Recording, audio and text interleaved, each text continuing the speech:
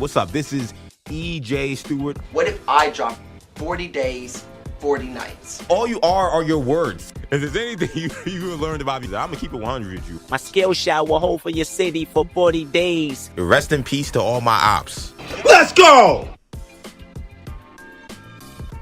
Let's go is right. What's up? This is EJ Stewart. You are watching 40 Days and Counting, where I, EJ Stewart, do 2 live stream shows per week. One Tuesday, 6 p.m., one Friday, 8 a.m. And we have a great show lined up for you today. We'll be talking about plenty, including what will now be a Game 7 in the Western Conference. You got OKC going to San Antonio, getting their butts whooped. San Antonio put it on the OKC Thunder last night. So that series now goes to Game 7. And they will be playing basically for all the marbles out west, right? Whoever wins the next one goes to the NBA Finals. They'll face the New York Knicks. So we'll give you guys a full recap on what happened in Game 6 and why we'll be seeing Game 7. And who would we like going into this Game 7? This do-or-die situation for both the Thunder and the Spurs. A series that's been awesome.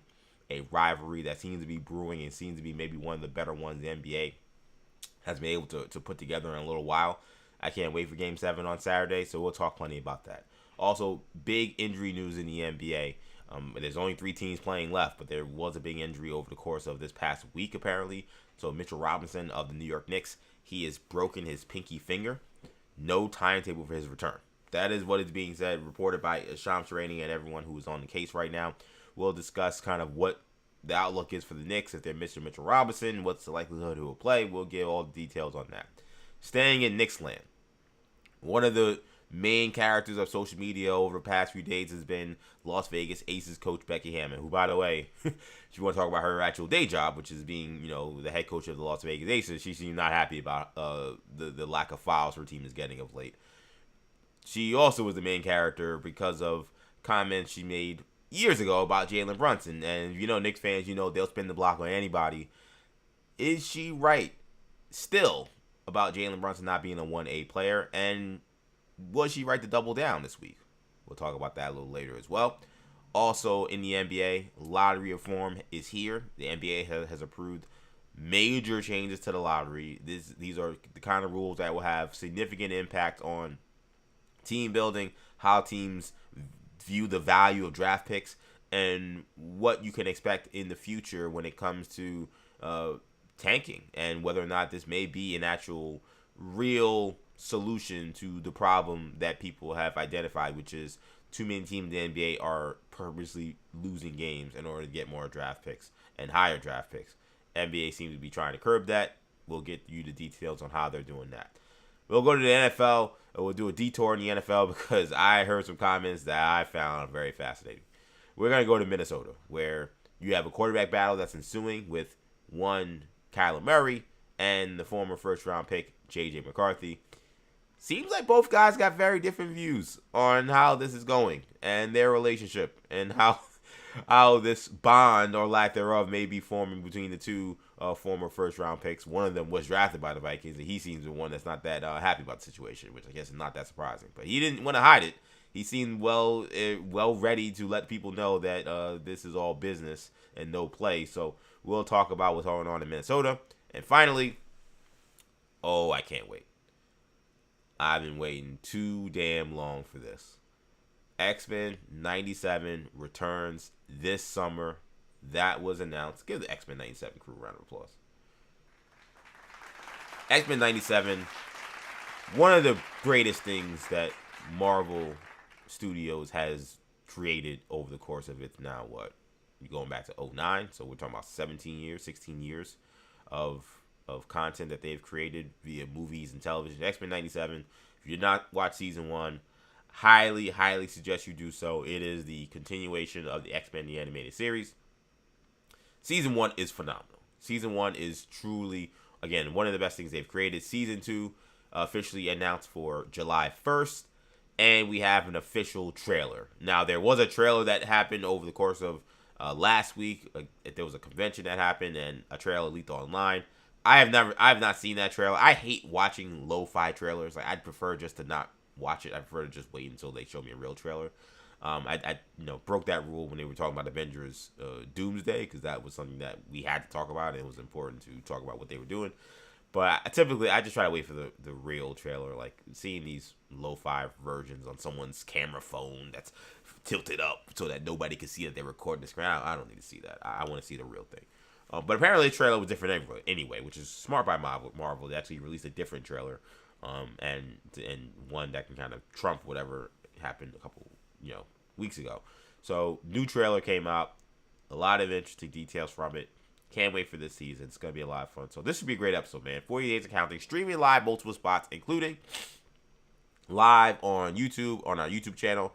New Generation Media is the YouTube channel. That is the overall hub of everything we do here when it comes to sports content, pop culture content, Star Wars content. You want to make sure you subscribe to that YouTube channel, New Generation Media, when you're here. Also, give me a like. Comment in the comment section. Get into the conversation, because I engage with the comment section. I engage with what people got to say about what's going on. And we got plenty of comments already, so we'll get going to that. But get in the comment section. Let me know how you're feeling. Let me know how you're feeling about the NBA playoffs. How you feeling about the Knicks, if you're a Knicks fan. Let me know what you think about X-Men 97. Did you see the trailer? I want to know. Anything you want to get in on, this is the time to get in, man. We'll be here for about an hour plus, probably a little more than that. Talking all about all the things happening throughout the sports world and pop culture world. So get in the comment section again. YouTube, New Generation Media is where you'll find us on YouTube. Make sure you subscribe to the channel. Also, you can follow us on X. I'm live. EJ_Stewart is where you'll find me on X. You can comment in X as well, and I can read comments there, and we can chat.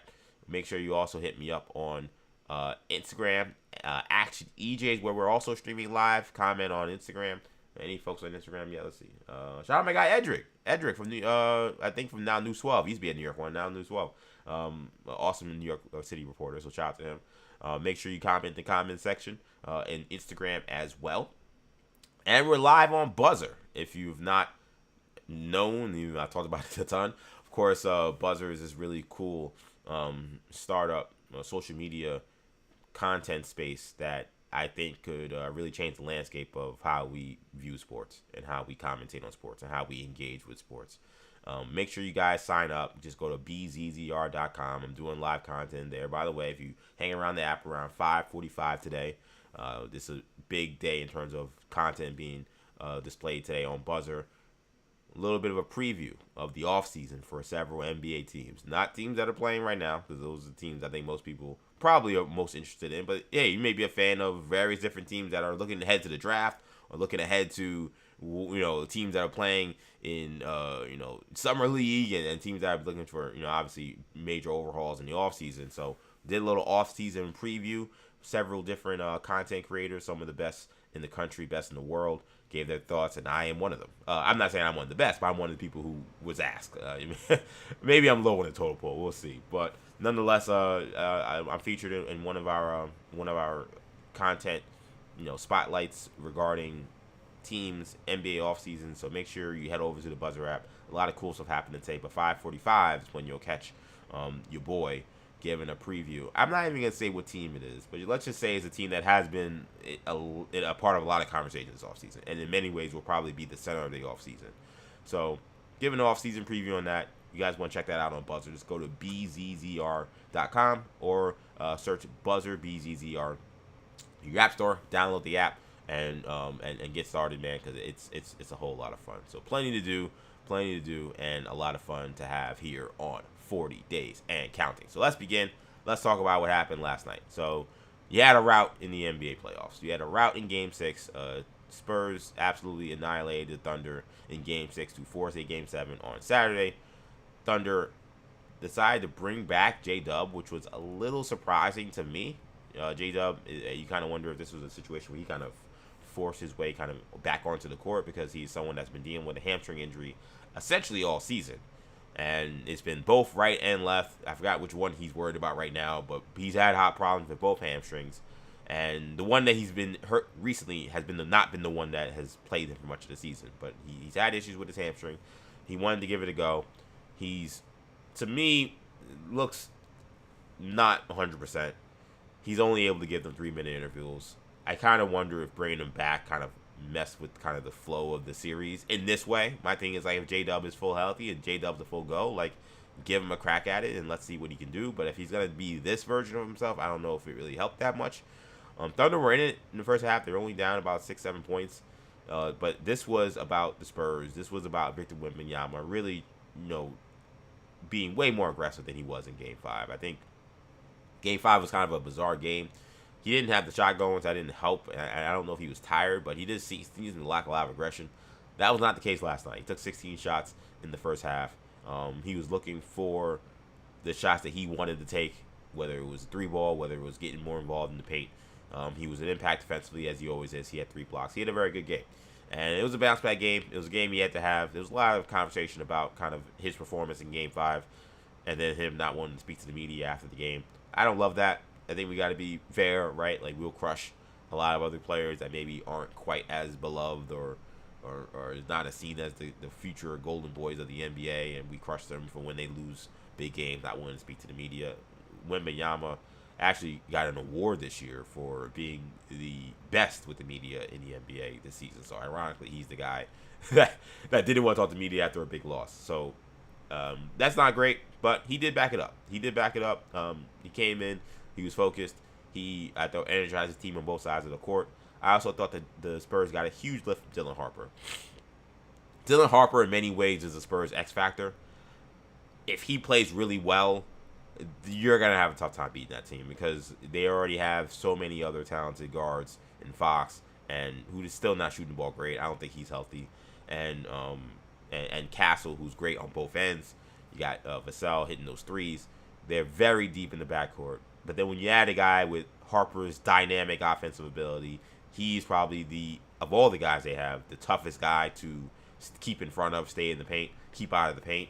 And whether he's been dealing with some injuries as well. He hasn't quite looked like himself. He looked like himself last night. And that was a huge performance for him to give them that much production in a do or die game. I know it's at home, but those are the games where you kind of wonder, all right, your superstar player, Wemby, he's probably going to step up. He doesn't want to go home. Definitely doesn't want to go home at home against a team that he can't stand, right? He hates Chet Holmgren. He hates the Thunder.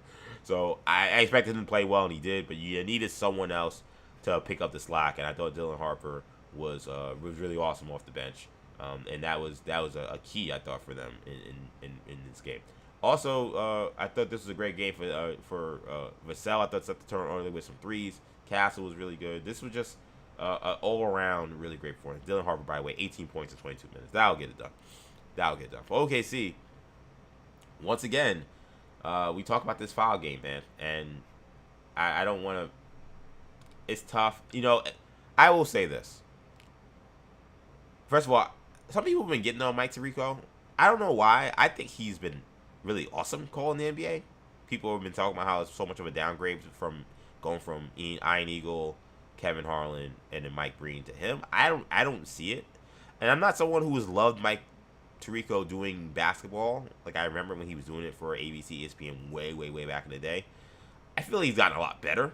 And I think he's been great on these calls. I don't know why people have been acting like he's second fiddle or third fiddle to these guys. I mean, those guys are NBA guys, right? So maybe there's some familiarity hearing him, but I think Tirico has been more than up to the task of doing a very good job on the West Conference Finals. I will say he's been doing a lot of caping for the referees. I'll be honest. If there's one thing I have not liked about his broadcasting in this, is he's kind of been yada-yadaing the conversation about the whistle and OKC's flopping by saying, well, fans, they just always want to get on the refs. And there's been multiple games in a row now where he's tried to come up with an excuse for why people have had issue with OKC, as if this is just typical fan behavior and this is just nothing to see here, when I don't think that that's the case. Now, do I think at times fans have displaced their concerns and their frustrations on the wrong people? Yes. Now, it's easy for me to say my team is not playing the Oklahoma City Thunder, or I'm not. I don't. You guys know I don't bet much. That's been one of the themes of the show. I have not bet anything in this series, so I haven't had money on the line or anyway. So maybe I'm the wrong person, but I don't know. You're getting on OKC. I would be more mad at the referees. I ever say, oh, OKC, they flop. I'm tired of flopping. I'm tired of whatever. It's like when I watch these games and I see calls that are ridiculous, which I've seen in this series, I am mad more at the referee. I'm not mad at Shai Gilgeous-Alexander. I mean, to me, and it's something that me and Adam Silver, I haven't necessarily agreed with a lot of things he says. But I do think he's right that NBA players sell calls. This is not new. And it is funny to have these conversations when you talk about, like, the great players that have ever played this game. Like, people will say, oh, this is not ethical ball. I remember watching Kobe Bryant. I'm like, man, Kobe Bryant used to sell a ton of calls. The rip-through move that's no longer a 3. I know James Harden kind of brought it back into being talked about as a foul. But that rip-through move, where you're in, like, a triple threat stance and you just rip through and just shoot a shot. I mean, Kobe started spamming that, and they had to change the rule. He is someone who, I was looking at his free throw attempts throughout his career. There were plenty of years where he was shooting pretty much just about the same amount of free throws that Shai has this season. Shai averaged about 9 free throws a game, 9 to 10. Kobe, in the prime of his career, at times averaged 8 to 9 free throws per game. So some of this stuff I do think has been a little overblown in terms of the hatred for OKC.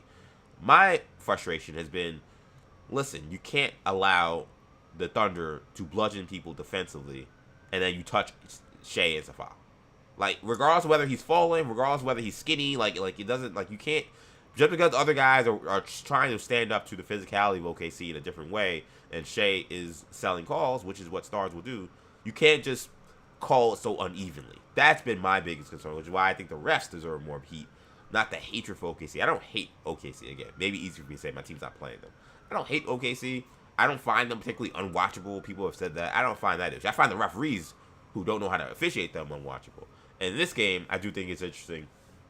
Shai only got 3 free throws.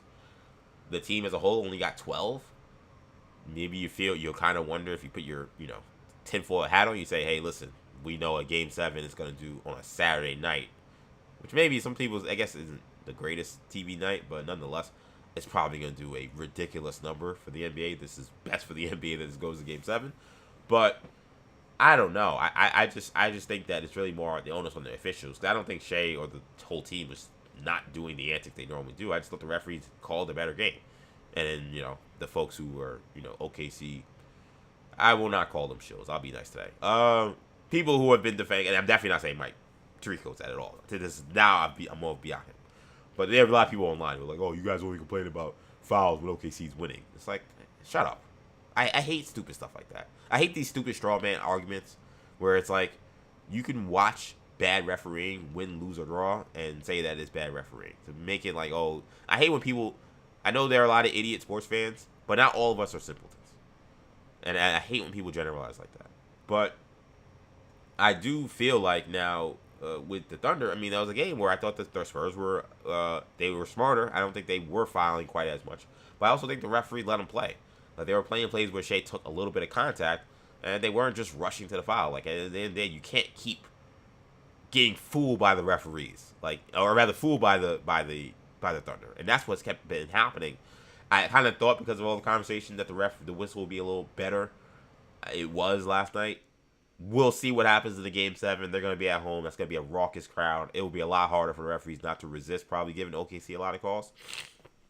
Which is why in the Game 7, while Wemby was awesome in this game, 28 points, he didn't have to play the fourth quarter. 28 points in 28 minutes. He had 3 blocks, 10 in rebounds. He will probably have to, I want to say almost double this production. As crazy as that sounds. Maybe not double the points. That'd be almost 60 points. But you're probably going to have to score at least 35 to 40. And you're probably going to have to grab at least 15 to 20 rebounds. Which is what he did in Game 1 and that heroic effort that allowed them to win on the road. That's probably what's going to take again for the Thunder to the Spurs to get a game on the road in a Game 7. I am very fascinated to see how Shai shows up in Game 7. Because he has not played very well in these games in San Antonio. And I don't feel like he's really had a great series, to be honest. Like, I would love to pull up his numbers if I could. Let me put it on my phone, because for some reason my computer does. Maybe it's your computer too. It doesn't love basketball reference in terms of, like, it just slows down everything, and I prefer that not to happen while I'm live. But I would love to see. Let's see. Best thing to do is probably just do Shai, because his numbers, I would assume, for this conference finals are probably not great. Like, in terms of the overall stats. I'm about to pull them up in just a second. So Shai for the series is averaging 24 points, 8 assists, shooting 38% from the field. That is nothing like the Shai Gilgeous-Alexander we have seen. So it's kind of why. Listen, I said it on Orange and Blue Bloods. I was actually shifting. I had been saying all year that as a Knicks fan, I didn't want to see the Thunder in the NBA Finals. I said that's the one team where I'm like, that's going to be hard for me to pick the Knicks. I thought the Knicks could be anybody else in the playoff series. And I said that since the beginning of the season. The Thunder was a team I was like, I don't know. With the way they're playing now, again, I'm just looking at their offensive production. I mean, Alex Caruso has been their best player, second best player, arguably, or you want to maybe make a case for Jared McCain. Jared McCain's been awesome in the series. He also was getting it going last night, too. He's just the guy. He shouldn't be on this team. It's ridiculous that he somehow found his way on a championship team, given this guy was a all-NBA caliber rookie just last year. But I just, it feels like the Thunder just feel a little worse for wear, man. Like, I'm telling you, like, the games they've won, they've looked better. But if you look at kind of just how the series has gone, and you look at the scores of these games, when they have lost, their offense has been basically putrid. Like, it took them 2 overtimes to get to 115 in game 1. They lost. In game 4, they lost. They only scored 82 points. Last night, they scored 91. I think they're having offensive problems. Like, I think at home, and I think when they get some foul calls, their offense looks a lot better. But offensively, it just doesn't look quite as smooth as it's been. So that's why I've kind of flipped. I kind of feel like, man, if the Knicks get this version of OKC that doesn't have A.J. Mitchell, that has Jalen Williams on his bad hamstring, and Shai looking like he's kind of playing on fumes, Knicks might be able to take them out with this version. The team I saw last season, or the team I've seen most of the year, I don't like that version where they're fully healthy, fully deep. That's scary. Now, the Spurs aren't that deep either, which is why I think if you're a Knicks fan, I think you feel very optimistic about where things are going. By the way, this is a Game 7 where now the Knicks will once again, for the 3rd series in a row, be playing against a team that has come off a Game 7.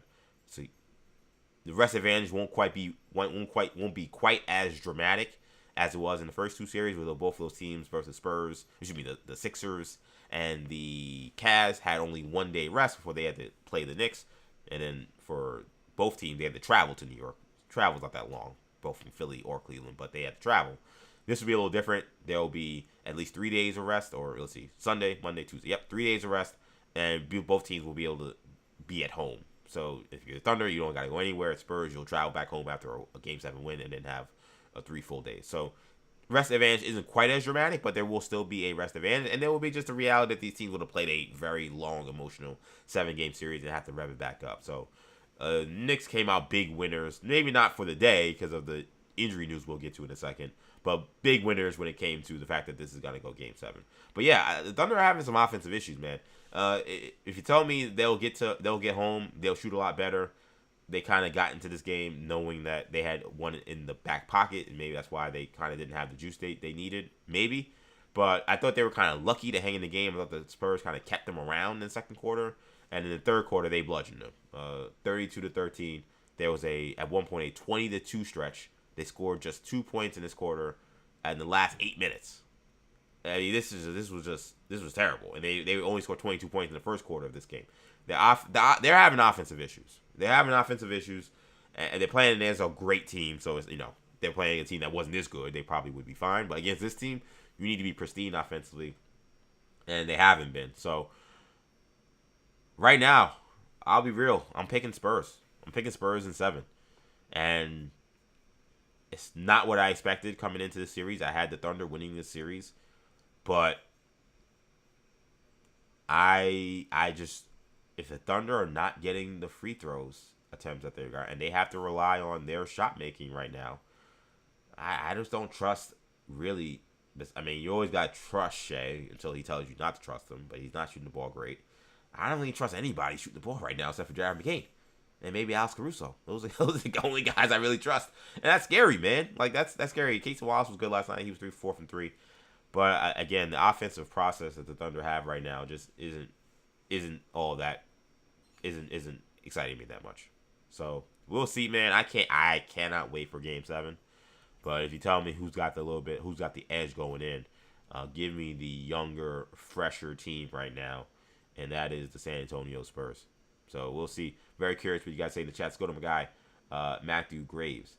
He says, as a Rockets fan, I am rooting for the Spurs because F OKC and Wemby is legit enjoyable to watch. Yeah, a lot of people hate OKC, man, and he's a Rockets fan, so that's a division rival. Now the Spurs are also a division rival. Well, actually, they're not in the same division, right? OKC's in the Northwest division, which is ridiculous. They should be in the Southwest. But anyway, regional rival is a better way to put it. Yeah, people hate OKC, man. It is what it is. I mean, that's funny. This is one of those conversations we have on Maggie and Pearl all the time. And it's funny to see things kind of get adjudicated post the end of the show and see how things land. And, that was one of the things about the show. Like, will this team ever really be embraced the way the great teams of other eras are? And I think the answer is no. And I was wrong. I said that they would. But the answer to me is clearly no. Like, the people hated the Warriors too, but it was different. I think there was a level of respect for their talent. I think you may have thought it was broke. You may have thought it was unfair. Like, people didn't like that KD got to join this team that was already a 73-win team. But I think nobody actually denied how great they were. I think there are people who look at the Oklahoma City Thunder and feel like they were being aided by the referees and being aided by the whistle. And therefore, their accolades and their accomplishments are going to be put under a different light. It makes me wonder how Shai Gilgeous-Alexander is going to be viewed for his career. I mean, Shai Gilgeous-Alexander, let's be clear, is one of the greatest guards to ever play this game. That's just the facts. That's just, if you look at his numbers, you look at his career, 2-time MVP, multiple-time All-Star, NBA champion, Finals MVP. He's done it all. He is one of the greats. If you told me you had this kind of guard who is, I know he plays point, he's kind of a scoring guard, but this kind of point guard with his handle and his individual shot making, you told me that guy would be so hated among NBA fans. It is surprising to me. I think the fact that he's Canadian doesn't help him. But I don't know if that's the whole thing. I think he was American. There would be more people maybe defending some of the flopping and stuff. I think the fact that he's Canadian makes it a lot easier for American fans to be like, screw this team and screw this guy.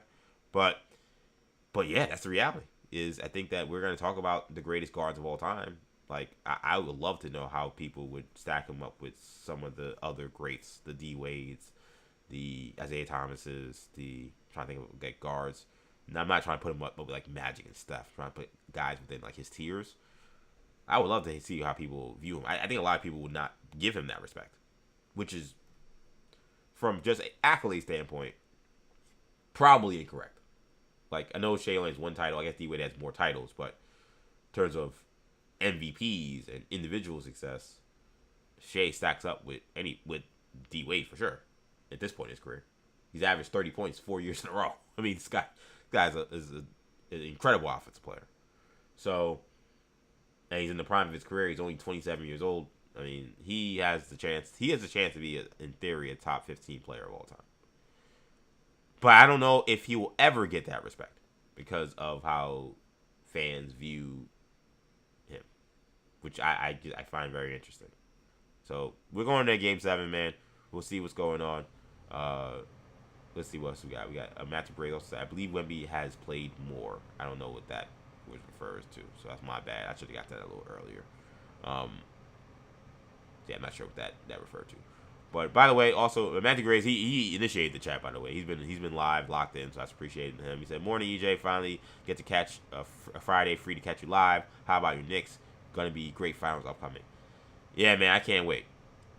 This was, it's funny. I was curious how, like, as a person, I was gonna respond to the Knicks winning an NBA championship. I mean, well, speaking too soon. Hopefully, I'm not. Knock on wood. Let's hope I'm not jumping the gun. That was a Freudian slip. I didn't mean to say that. From winning an Eastern Conference championship, I was kind of wondering how I would respond to it, and I kind of wonder if the fact that they swept and it was so easy and it felt so inevitable, maybe felt my response maybe felt a little like muted. I was really excited, but I was like, wow. It was like kind of didn't click, and I didn't know, like, oh, I get emotional. Like, how would I feel about it, man? And this is like a truth moment about me, and like. I mentioned how I did this on Orange and Blue Bloods about how the day of Game 4 felt very heavy. I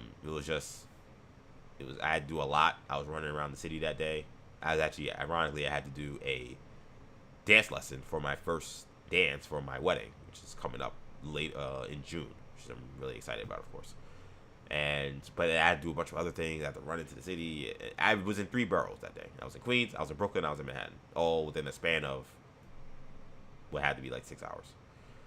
So it was kind of it felt so. And it was like a hot day. It was a nice day, but it was like a hot day.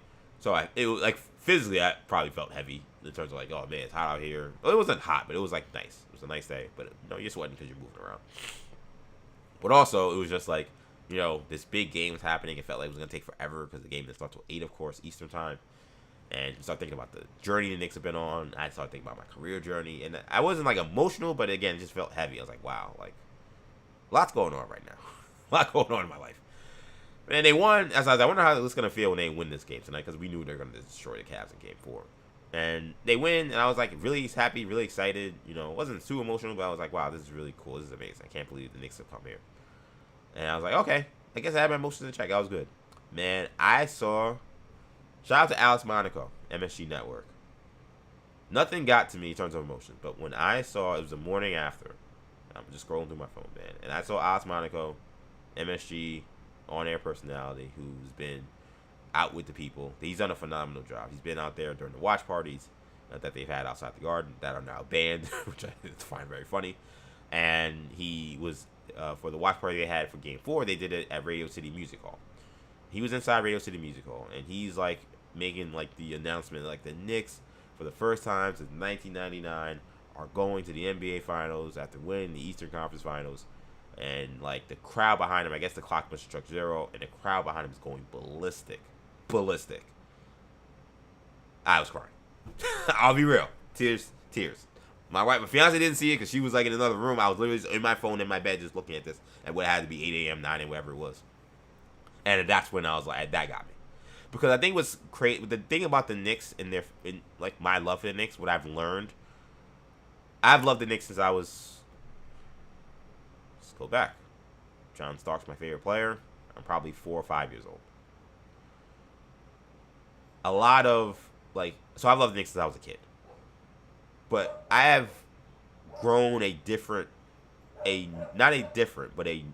additional and new appreciation for the Knicks because of social media and the Knicks community. Like, the Knicks community, and we're going to talk about it a ton when we get to Becky Hammon, but it's incredible. It's incredible. It is a special group. What we've seen in terms of fan support, what we've seen in terms of how they've been able to, so many of them, create their own content and basically become their own news cycle. Like with Nick's Twitter, with the various different Nick individual content creators. Shout out to CP the Fan, shout out to Nick Fan TV, shout out to Jonathan Macri. I really enjoyed watching his live stream after Game 4. I was up late because I had done Orange and Blue Bloods. So I was doing editing on Orange and Blue Bloods, like getting some social media videos ready for the next day. So I was up real late. And Jonathan Macri must have been on until like 3 a.m. Like I was up late. And, he's getting all these, he deserves it. Just like him and CP did do. Like all these things about, man, I was with you guys when we had Alonzo Trier. And like I've seen this thing come up. But just seeing just the community that this team, I don't even want to say created, because it's always been here. It's grown for sure because the team has become successful. But I remember reading Nick's Wall, and shout out to my guy Ryan, who used to be my high school classmate at St. Francis Prep, and he started Nick's Wall, right? And Sean Geddes, who was part of Nick's Wall and has done amazing things. And I mentioned again CP the Franchise, and I mentioned Jonathan Macri, and I see the fans and people that have become, stalwarts of Nick's Twitter and how they've gone followings and how they've been supported. I think about Mill. I think about Papa Left. I think about Jay Nicky and Julito. And I don't promise Cedric. Sorry, I don't want to forget anybody, man. But I've seen just how much this community has really come together to form an actual community. So when I saw those fans who reflect that community that's been built over the last decades, getting to celebrate like that in Alex Monaco's call was incredible. With the energy, it was emotional. I'll be real. So I'm excited. I think I'm past the emotional part now, and I'm ready for ball. Like I think a lot of Knicks fans A lot of Knicks fans were emotional, but now it's like, all right, man, we gotta win this championship. So I'm excited, but no, that's how I'm feeling. Long answer to that question, Matthew. But I'm feeling good, and I love the way the team has been playing. But they did get some big news, and it was some bad news. And let's get right to it, man. So Mitchell Robinson, he has a broken finger. The way I got this news was awful, by the way. I just finished. Shout out to Buzzer. Shout out to my brother Kendall. We just done our draft show. By the way, you should check out every Thursday we do an NBA draft show where we talk about all things happening with the NBA draft, and it's called Difference Makers. It happens exclusively on Buzzer, so make sure you download that Buzzer app. We do it at 6 p.m. every Thursday. And I know for the folks who are like, oh, sometimes you're a little late on your 40 days and counting. On the Difference Makers, we're out pretty much at 6. So if you start at 6 o'clock, you'll see us, or at least close to around there. But no, as soon as the show's over, Kendall goes, "Oh wow, Mitchell Robinson's hurt." I'm like, "What?" I'm like, "They haven't played." He's like, "Yeah, broken pinky." I'm like, "What?" No timetable. I'm like, to get that news after you just done the show, you feel good. I'm like, "Oh, cool, that was fun. We excited." And he just, "Oh, by the way, Mitchell Robinson's hurt." You're like, so Mitchell Robinson has broken pinky. There's no timetable for his return. That sounds awful, and maybe it may be awful. I don't. That's just reality. This is obviously an injury. There's no hiding the fact that his pinky's obviously broken. It's unclear how this happened. There definitely seemed to be a play in the last game, game 4, where he fell and was grabbing at his right hand. And I noticed it during the game where it seemed like he kept kind of grabbing towards his hand. The broadcast didn't really make much of it, and he kept playing, so I kind of forgot about it. But I was like, oh, he fell hard. I was like, ooh, that didn't look good. I was kind of hoping he was fine. He got a low extremities and everything was fine, but he kept holding his hand. There were a couple possessions he kept holding his hand or whatever, but he played through it. There's not pictures, kind of people now doing the investigative work, and it does very much look like his pinky looks very swollen and probably broken. And so, but they're not saying when this happened. We don't actually know for sure if this was when it happened or if it happened in practice. But they're saying it happened earlier this week, which could be during the game or it could have been in practice. I would assume it's during the game because they had at least a day or maybe 2 days off, I would assume. So, I don't know. But either way, Mitchell Robinson has a broken pinky. The official word is that no timetable for his return. You never know what to say about the Twitter doctors, but the Twitter doctors will tell you, depending on the break, you could be talking about a guy who's out for a week and a half or a guy who's out for a month and a half. That's the reality. If it's a month and a half, that's devastating. His season's over. If it's a week and a half, he actually may line himself up pretty well to be mostly okay by the time you get to start playing on Wednesday night.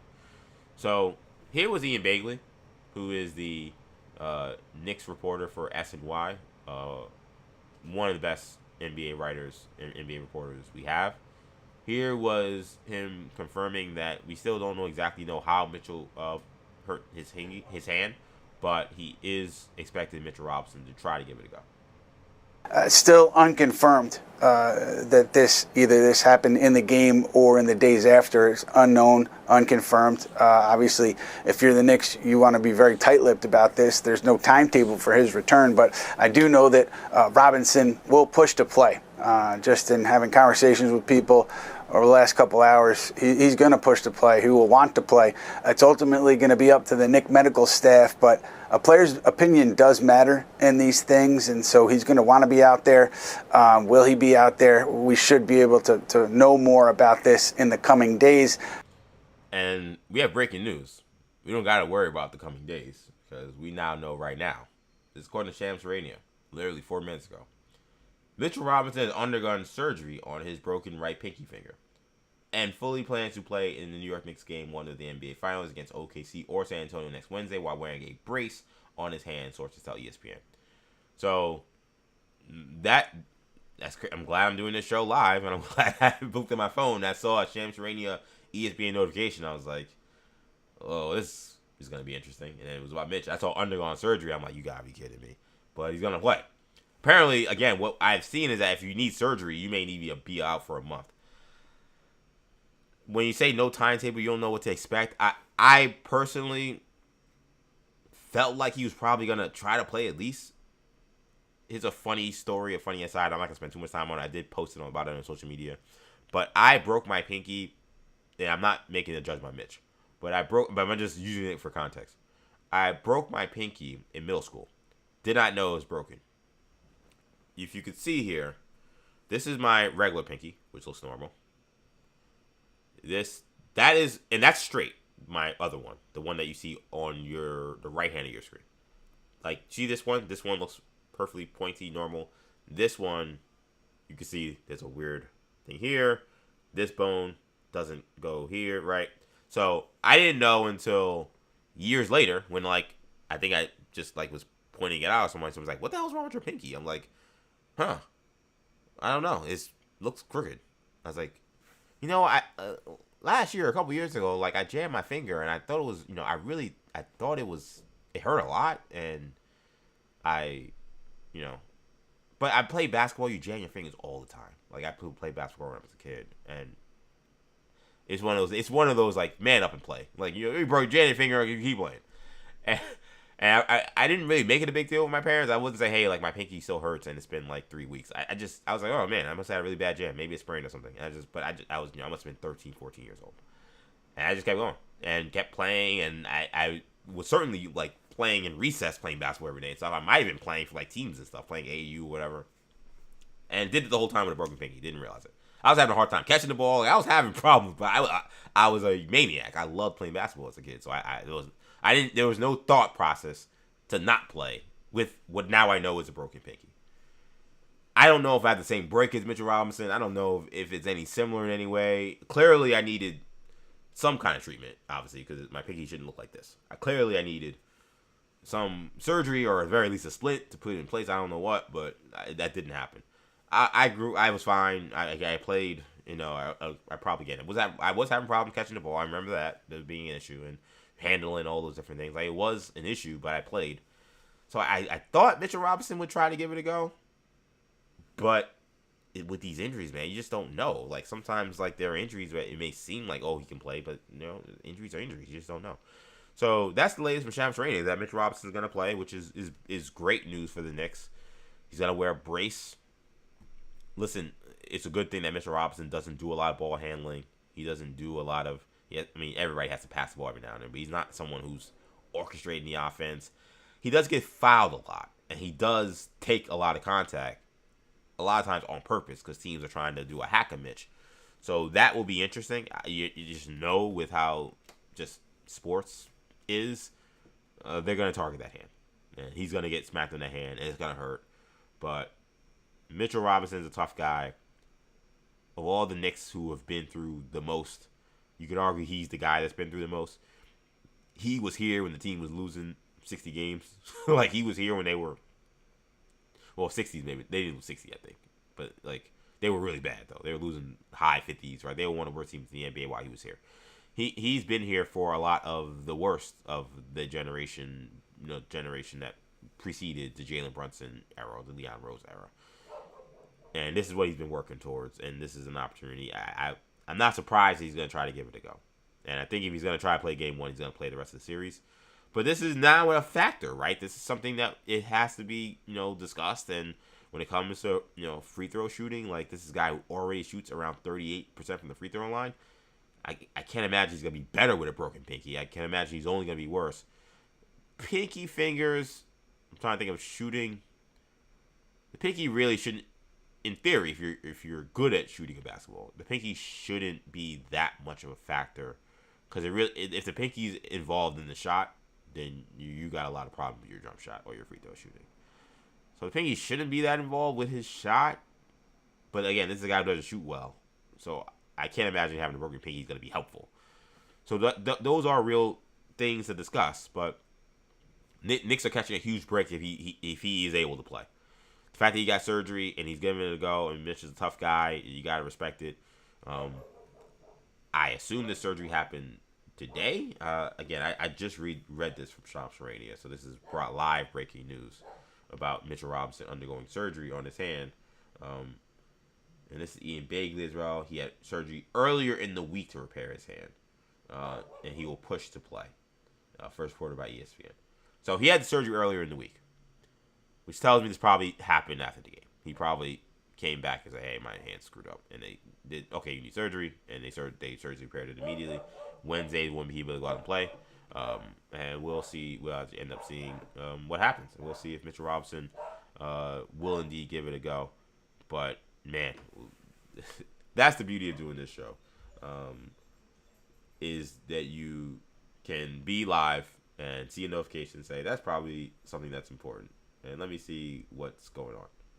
And sure enough, Mitchell Robinson had surgery, but he's gonna play. It seems like game one. Ian seemed to couch it a little bit compared to Shams, who says that he will push to play. I think I want to get back to Shams' wording. Shams was basically like he's going to play, I think, but let me see. Fully plans to play, which I guess is the same thing. Push to play, fully plans to play, whatever. Pushes to play suggests that the Knicks may not think he should play. Maybe I'm just parsing words that don't mean much. I'm just trying to think of like how reliable could Mitch Robinson still be, and what are the Knicks' expectations of him playing through this.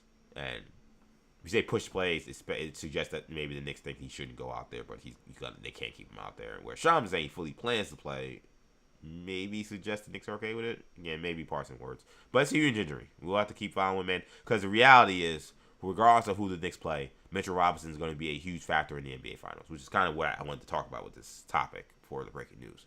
Is Mitchell Robinson, if you're playing the Spurs, obviously you have a 7'4" guy. So you need as much size as you can. You have Mitchell Robinson is one of the best interior defenders in the NBA. He's guarded some of the best bigs in the NBA and done a phenomenal job. You want his physicality around someone like Victor Wembanyama. You're gonna need all the fouls against a guy like Victor Wembanyama. So you're gonna need Mitchell Robinson out there. The Spurs also will at times play double big with Wemby and Cornette.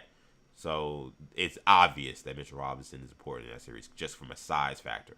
When you think about the Thunder series, this is obviously a team that plays two bigs, right? They play Chet Holmgren, they play Isaiah Hartenstein. Those guys at times play together.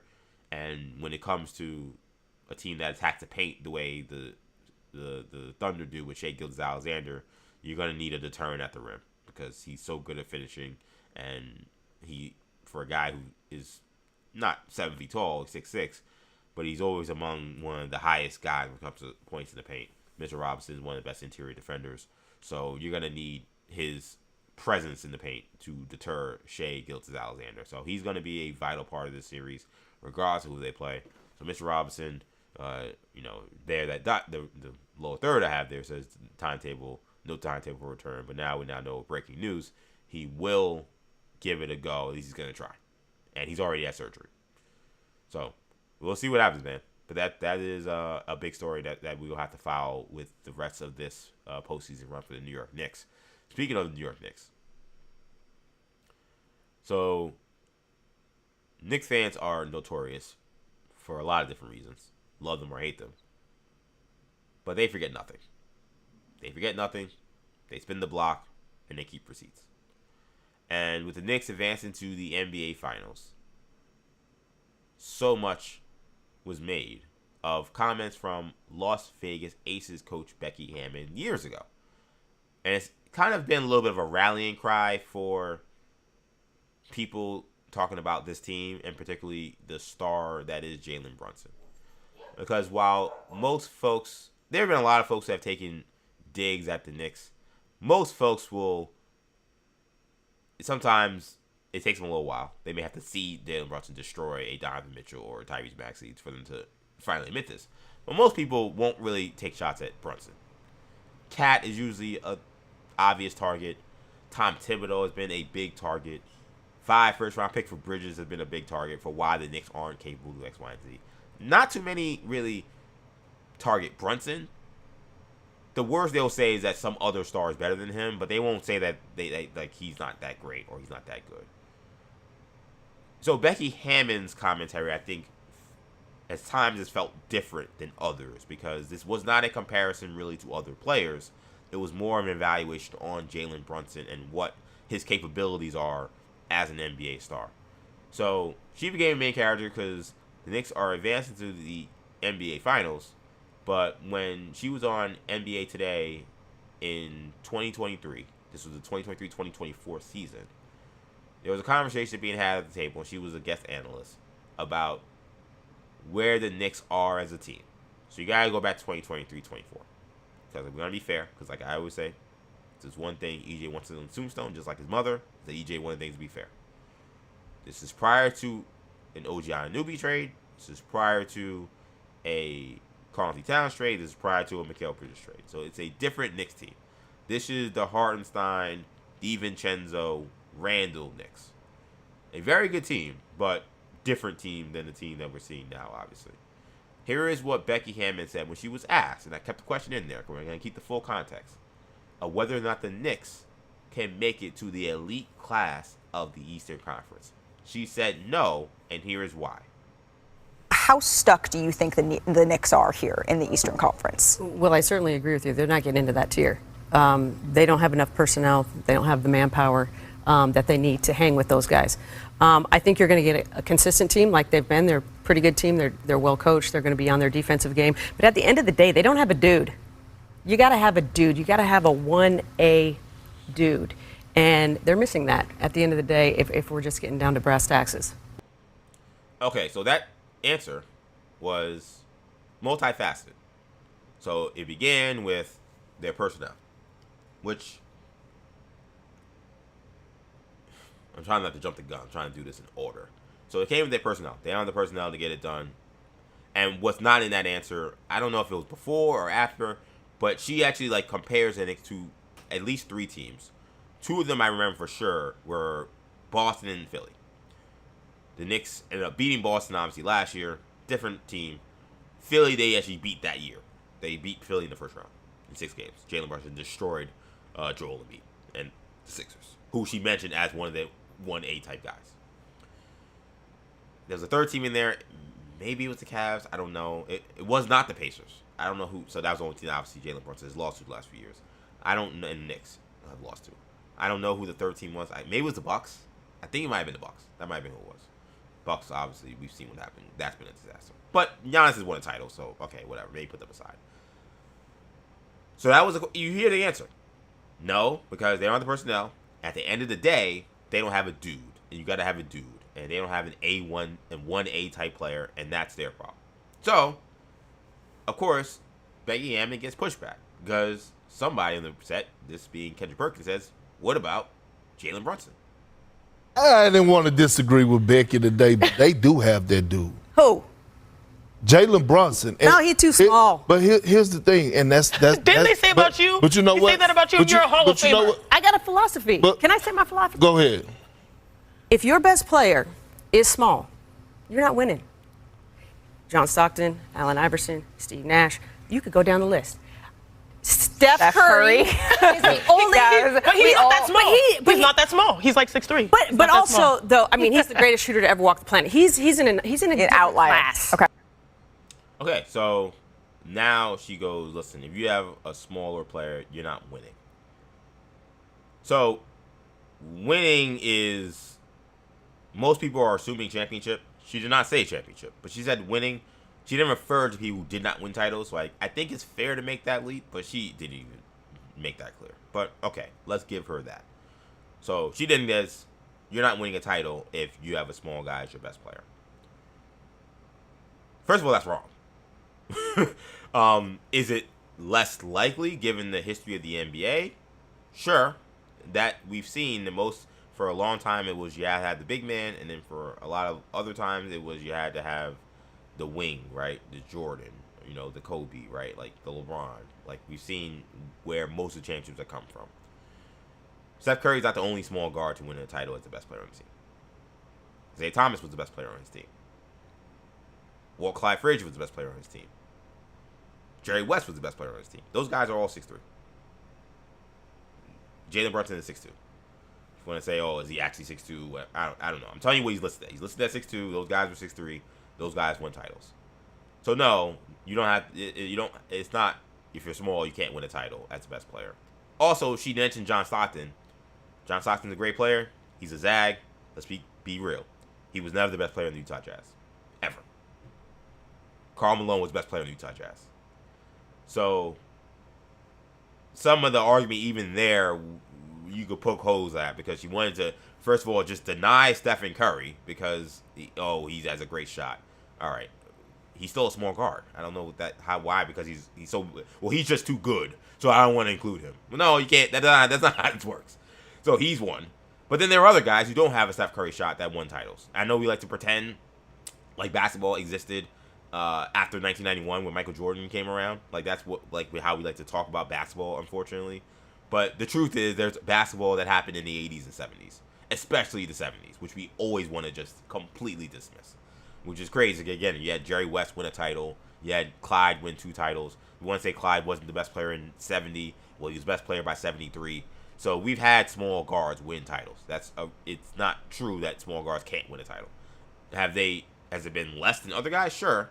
If you want to say that it is more likely that you're not going to win with a smaller guard because there are so many that haven't won as the best player, Jason Kidd, Steve Nash, Chris Paul. Those are guys that were. I'm not going to mention John Stockton because he was not the best player. Allen Iverson. You want to mention those guys? That's fine, but that's a different conversation. There are small guards that have won NBA titles. That's a fact. You could make an argument that the last title the Spurs won, Tony Parker was the best player. He's a small guard. You make the argument. He led them in scoring. He was the only All-Star on the team. He wasn't Finals MVP. Kawhi was, but Kawhi was just a baby. Tim Duncan was much older at that point in his career. With Pearson Harris, but you could definitely make a case that Tony Parker is also in that class. He also, by the way, has the Finals MVP. So that statement is not true, but that's an opinion in terms of like just future team building. What if your play's too small, you can't win. You can, but it's not as easy, clearly. So anyway, this has become a rallying cry, right?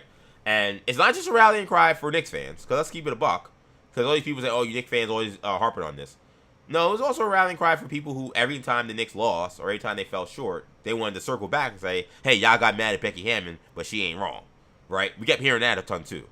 So Knicks fans are like, listen, they made the NBA Finals. You said the Knicks couldn't get into the elite tier of the East. Therefore, you're wrong. Like you've been proven wrong. And Becky Hammon was asked about it, and she says she stands by what she said about Jalen Brunson and the Knicks. I speak from experience, and I never, Allen Iverson got MVP, and he lost in the finals, and I think the 2 best teams are probably in the West. But I'm up for being proven wrong. And that's the other thing is I think Jalen Brunson's a hell of a player, I'm speaking historically on the NBA. With what I said, I don't know why that's being brought. Like why everybody's so stuck on that. I said it 2 years ago.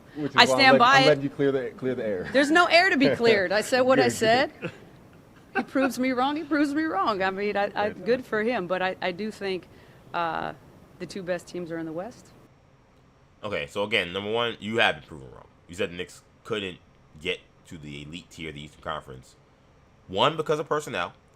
That part of it, which people have been defending Becky say, well, Knicks became a better team. They got better players. Okay, fine. A lot of you same folks kept saying the Knicks made bad trades, that Karl-Anthony Towns would never win, and that they trade 2 picks for Bridges. Like, a lot of you people actually didn't like those moves. But okay, fine. If you're going to concede that now for convenience, that's fine. We can put that aside. But the other part was they don't have a dude. And at the end of the day, they don't have a 1A to get to the elite status of the Eastern Conference. And she mentioned Tatum and Embiid and Giannis. No, they had a Tatum, Embiid, and Giannis. In fact, they had a guy that's better than Embiid. They've had a guy that's been better than Tatum. They had a guy that's been better than Giannis the last 2 years. It's been Jalen Brunson. He's been better than all 3 of those guys. So that part about it, she's been wrong. People want to now pretend like she didn't talk about the Eastern Conference or where the Knicks stood. You're making excuses and you're speaking nonsense.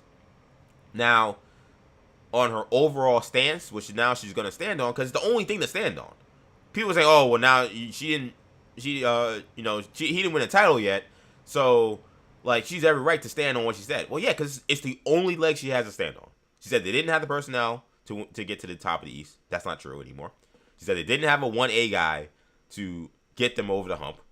That's not true, because Jalen Brunson has annihilated his matchup, except for Tyrese Haliburton, throughout the Eastern Conference for now multiple years in a row, and now they're in the NBA Finals.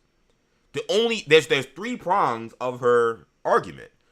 The last one, we can agree, is the one that is up for debate still, which is the Knicks haven't won a title yet. And that's totally fine.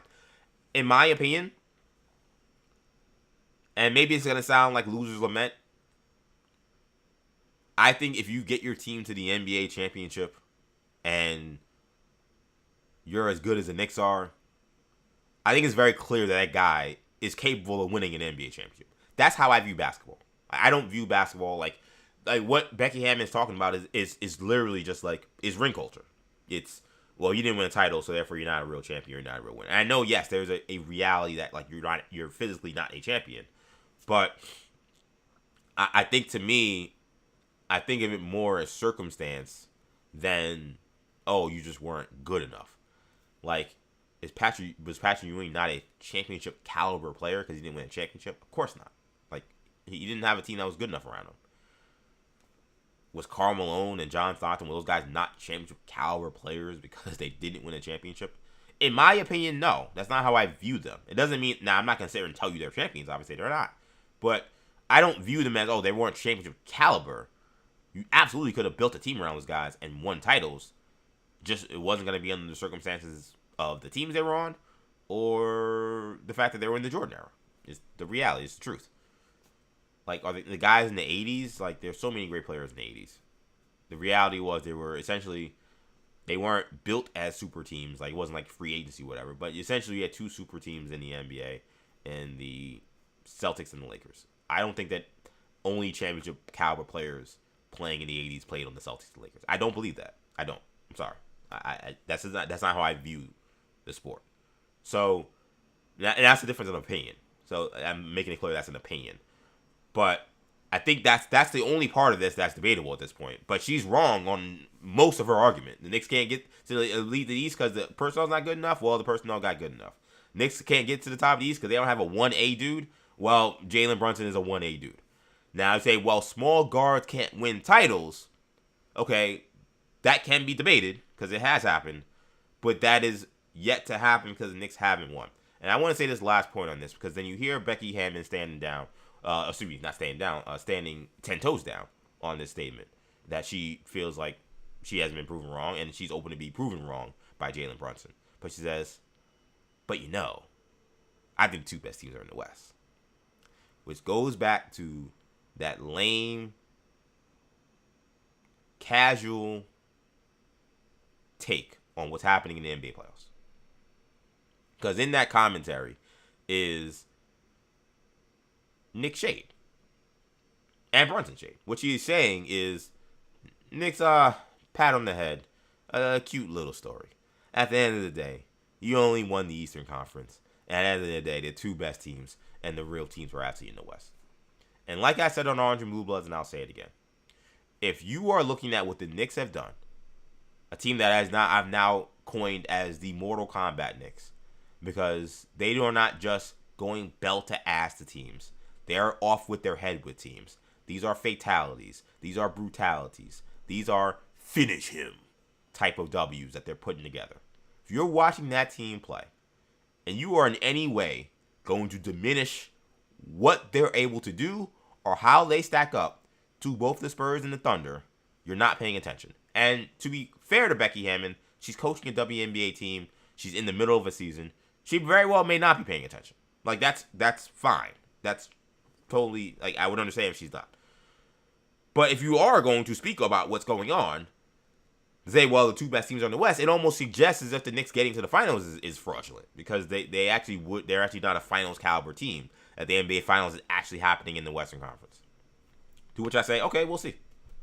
I'm telling you, you watch the way the Knicks are playing. You watch the way Jalen Brunson is playing right now. You think that because they're in the finals, but it's because they're in the Eastern Conference. Your head's in the sand, man. I don't know what to tell you. And I think maybe that was a little bit of a defensive answer from Becky Hammon. That last part told me a lot. Everything else, oh well, we'll see. I haven't been proven wrong yet, and we'll see what has been done. But like, she knew she had to stand on, and the reason why she brought it up, I think, because she realized she's wrong on the other part. She's wrong that the Knicks were able to get to the elite part of the Eastern Conference, and so I think she had to say something. So that's when she went to the Well, at the end of the day, the East wasn't that good. At the end of the day, the two best teams are actually in the West. And I might say that answer. I say, okay, well, we will learn. we will learn. And she may end up being right. And the Knicks could end up getting absolutely crushed and smoked in the NBA Finals. You watch that Knicks team play against Cavaliers, you think that team's getting smoked and destroyed and blown out in the NBA Finals? I don't know about, we're not talking about win or loss. You think that team has zero chance and they're going to just be JV to the Thunder and the Spurs? You don't have a clue. I'm sorry. You don't have a clue. You're in for what is going to be a highly competitive series once you come out of this NBA Western Conference Finals, whoever wins. Highly competitive. Whether you win or lose, I don't know. I mean, I have my predictions. We'll get to that later when we know who they play. But you're not coming into a cakewalk. And that part of it was a part of that said, okay, I see what's going on here. She's trying to diminish still what Jalen Brunson has accomplished by mentioning that at the end of the day, the real teams are in the West. Great thing about basketball, great thing about sports, man, is that we'll get to see this adjudicated and figured out, man. I can't wait for it. But the last thing I want to say on this, and I don't want to spend so much time on it because I don't want to spend time on random content creators, reporters, commentators. Like, unless I'm being personally addressed, there's no reason to. But I saw several folks saying it, and Sean Geddes said it best. And I think Chris Prusianen has said it as well. This has exposed a real problem with the WNBA media circle, in my opinion, because so much just became Knicks Twitter versus WNBA media, and I'm gonna be real. I'm not surprised. But it was stunning to see how much of WNBA media, who've consistently, by the way, been defending Becky Hammon through this take. Every time the Knicks have lost a big game or lost in the playoffs, they have been the ones spinning the block on the Knicks as much as anybody. But how much people have been running to Becky Hammon's defense for this take that is clearly wrong. Like, it's clearly the Knicks made it to the elite class of the East. Clearly Jalen Brunson is a championship caliber player. I just think to say because, well, they haven't actually won a championship, that means he's not. I just don't. Again, that's not how I view basketball. But so many of them went to like Knicks fans are making things up. Knicks fans are being misogynist for going after Becky Hammon. First of all, again, expose yourself as a complete casual and clueless on Knicks fans or the NBA. Because anybody who knows Knicks fans, love them or hate them, you could be man, woman, child. You're getting the smoke.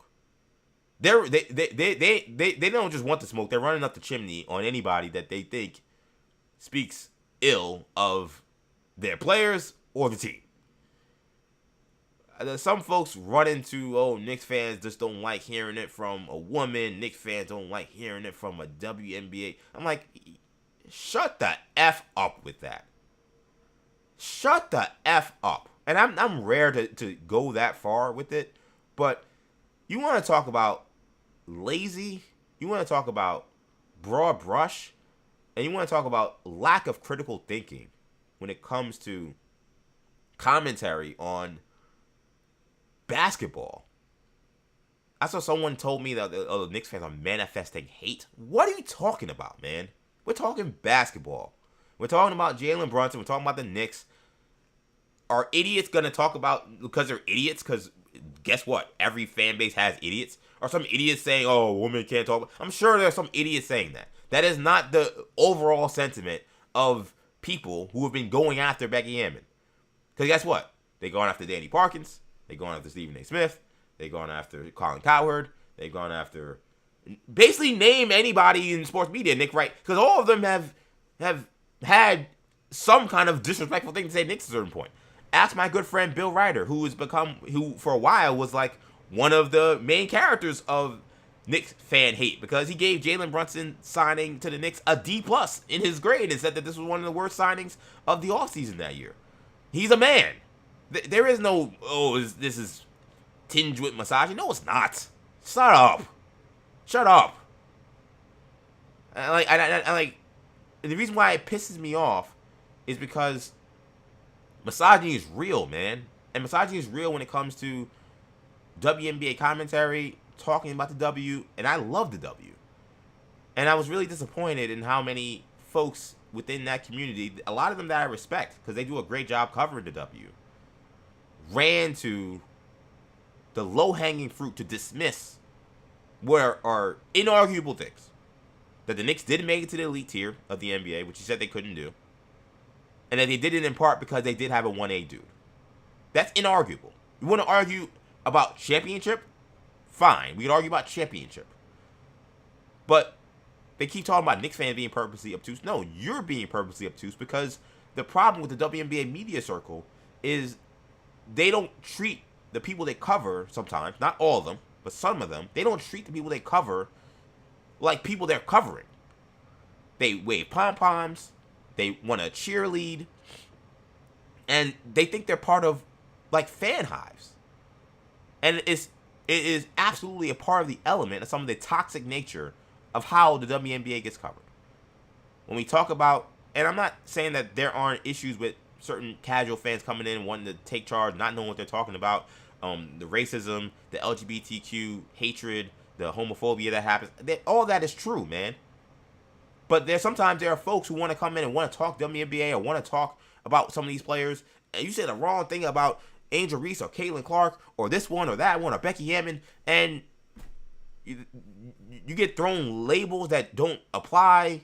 They talk to you like they're belittling you. Like, there's a real problem with that, man. And like, I'm glad, you know, I was like, man, do I want to go down this road? Because I'm seeing something that's obvious.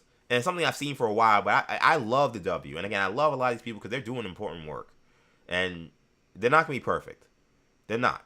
Just like the people who cover the NBA aren't perfect. I criticize them all the time. But the truth of the matter is, if you're going to be treated as like legitimate basketball commentators and legitimate basketball journalists, and for Becky Hammon, if you're going to be, and she absolutely deserves to be considered a real basketball analyst, even as a guest analyst. She coached in the NBA. She was an assistant coach. That's the funny thing about this. Some Knicks fans wanted Becky Hammon to be their head coach. Even after what she said about Jalen Brunson, remember, there was just a coaching search. And a lot of people said, man, we should just hire Becky Hammon. Knicks fans said that. But guess what? When you get into the arena of talking basketball, which you have earned because you are an awesome NBA assistant coach, you've been an awesome WNBA head coach, you're going to be opened up to criticism about your takes. That's just how this game works. I don't get, you know, Knicks fans coming over. Right? Like, look at my TikTok when I mentioned the thing about LeBron James on this very show. And look at all the hatred, all the people calling me idiots and cursing me out. Like, this is the arena, man. This is the arena. This is the world. Do I want to am I going to sit around and just blame every ism for why LeBron fans hated me because I said that he was out of line for saying what he said about Memphis?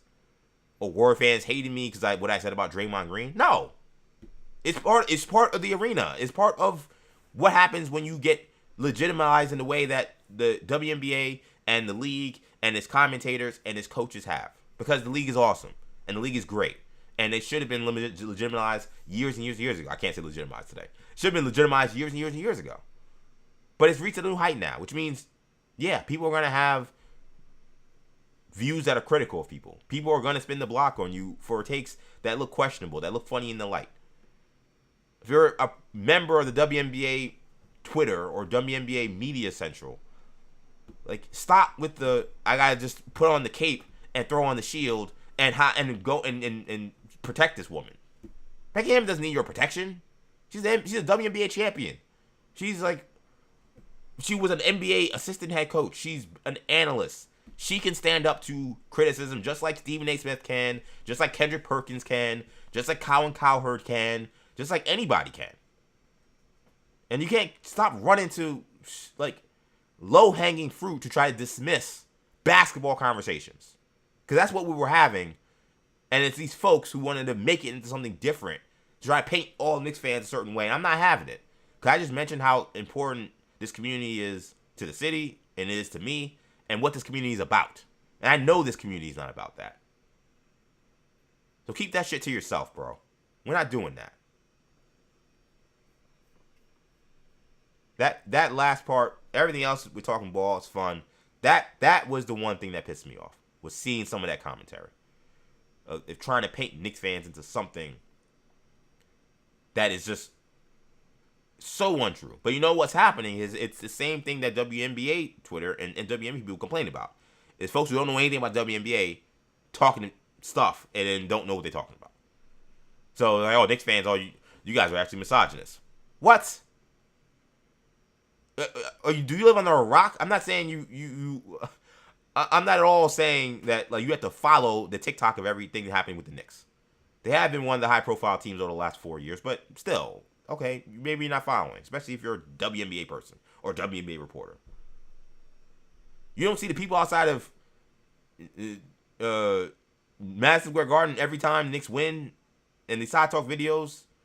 You don't see them spinning the block on Trae Young for something that happened 5 years ago, talking about Tom Brady for no reason. Knicks fans get at everybody. They get at everybody. They keep receipts, and they're taking names and they're taking numbers. That's how that fan base works. But you're coming in and you won't understand, so you're like, well, it's got to be something else, and it's something that's nasty, something that's gross, something you shouldn't put on people that when it's not necessary. Come on, man. Shit was whack. Let's go to the NFL. Oh, actually, real quickly before we go to the NFL. Sorry, I jumped the gun there. I do want to quickly talk about the NBA draft lottery reform that's happening. So the NBA approved basically an overhaul of everything happening with the draft lottery, and it is in an effort to combat tanking. Because tanking, as we saw this year, I don't know if it reached heights we've never seen before, but it was extreme. You know, guys not playing second halves, guys getting pulled out of games randomly, guys who were perfectly fine the day before suddenly can't play. Their injury seems to be phantom. Especially for this draft, where we knew like there are some really prized blue chips coming up in this upcoming draft. And there was a lot of complaining about it because you were seeing some pretty egregious things happening in the NBA when it came to it. And I guess the league this year felt like it was something they had to do to try to fix it. So now we have a complete overhaul of how the NBA draft lottery works. So here's how it's going to work. So if you think about how it used to work, there used to be basically like each team had a combination of numbers. It was like literally like a lottery, like just like you do when you try to play for Mega Millions or whatever. Each team had a combination of numbers. The worst teams had the most combination of numbers. Basically is how it all worked. It was actually a very complicated system in terms of like how they came up with like the lottery. It's actually very complicated. It came simple because we learned it to be simple, but it's really complicated. In some ways, the actual lottery process is very simple now, but the ramifications and the rules around it have become more complicated. So they flipped it because of the complications. So I put this graphic up here. This is the NBA's official graphic, actually. That is the simplest way to kind of show you kind of how everything changed. They're calling this a 3-2-1 lottery system, which essentially means you'll have a group of teams that have just 3 lottery balls. They literally will just have their logo on it. There'll be a group of teams that have 2 lottery balls, and then a group of teams that have 1 lottery ball. The teams that have 3 lottery balls will be the teams that will be basically the number 4th worst record up until the team that missed the playoffs, or missed the play-in rather. They all will have 3 lottery balls. Then you'll have the 3 worst teams in the NBA will only have 2 lottery balls, and they'll be what they call relegated to having the same odds as the teams that finished the 9th and 10th in the play-in tournament. This also now will include 2 additional teams. The teams that lose in the 7-8 matchup will now also be a part of the draft lottery. That is being done in an effort to, in theory, have teams not be in a position where they prefer to miss the playoffs rather than miss the playoffs to make the lottery. That's why that's there. Because it's like, why are you adding teams? It's like, well, you did what they don't want is a disastrous scenario where you have a play-in game happening and a team's like, you know what? I prefer to be in the lottery as opposed to being in the playoffs. So we're going to lose this game on purpose. That, I think, is the kind of supposed to be the safety net. Say, okay, listen, you lost. It's fine. Listen, they've already got the 9-10 seed locked in. So regardless of whether or not they win this game, they're going to be, having 2 lottery balls. You will still get a lottery ball because you lost. So don't lose this game on purpose thinking you're going to have a better opportunity. So that's why that's there. So the big thing is the 3 worst records in the NBA now. You have a less of a chance to win the lottery compared to the teams that are basically in the middle pack of the worst teams in the NBA. There are also some other restrictions when it comes to where things stand. So number 1, obviously those relegated teams, they can't receive a pick lower than 12. That's a pretty low number. Right now, if you're in the top 4, if you're the worst record, I think the lowest you could have is like 5. If you're second worst record, I think the lowest number you have is 6, and so on and so forth. Like now, it's much lower. Like you could be one of the worst teams in the NBA, and you can get the number 11 or 12 pick. That's the truth of this, because they're actually literally going to be picking each pick with each ball. So it's not going to be just, we're just going to, again, wait for a combination of numbers, rank the 4 teams, and then just slide it after that. That's not how it's going to work anymore. So, again, some of the rules there. There's also some pick restrictions. So you can't receive the number 1 pick in 2 consecutive years, and you can't receive a top 5 pick in 3 consecutive years. That's a pretty significant move, because it means that for some teams, when you're thinking about, like the Utah Jazz, for example, they just traded their first round pick to the the Grizzlies. That is a pick that has been devalued now, because that's a pick that can't be in the top 5 because they've had 3 straight years of having top 5 picks. So this is a big ramification when it comes to the draft lottery and pick protections and how those work. Speaking of pick protections, you can no longer protect picks top 12 through top 15 in trades. Also, second round, there'll be it's some differences as well. First 16 picks in the inverse of the first round order. Non-lottery teams in inverse of regular season records. And then also the other part of this, not lottery related per se, but tanking related, is teams now have, the NBA now has way more license to be very aggressive with penalties for teams that are tanking. So if you are seen to be tanking, the NBA can take away lottery odds, they can lower draft position, and they can even just flat out take away your lottery, take away your draft picks. These are all things that are now on the table via rules that were approved by the NBA just yesterday. Some people are really mad about it. I'm fine with this. I would have even been more aggressive with how I would have approached how the NBA wanted to address tanking and address, issues with tanking. To me, I think the lottery and how it was being done was a little antiquated. And the fear that people have had for the most part has been, well, what if your team is just legitimately bad and you're just bad and there's nothing you can do about it? Like, why are you being penalized for being so terrible?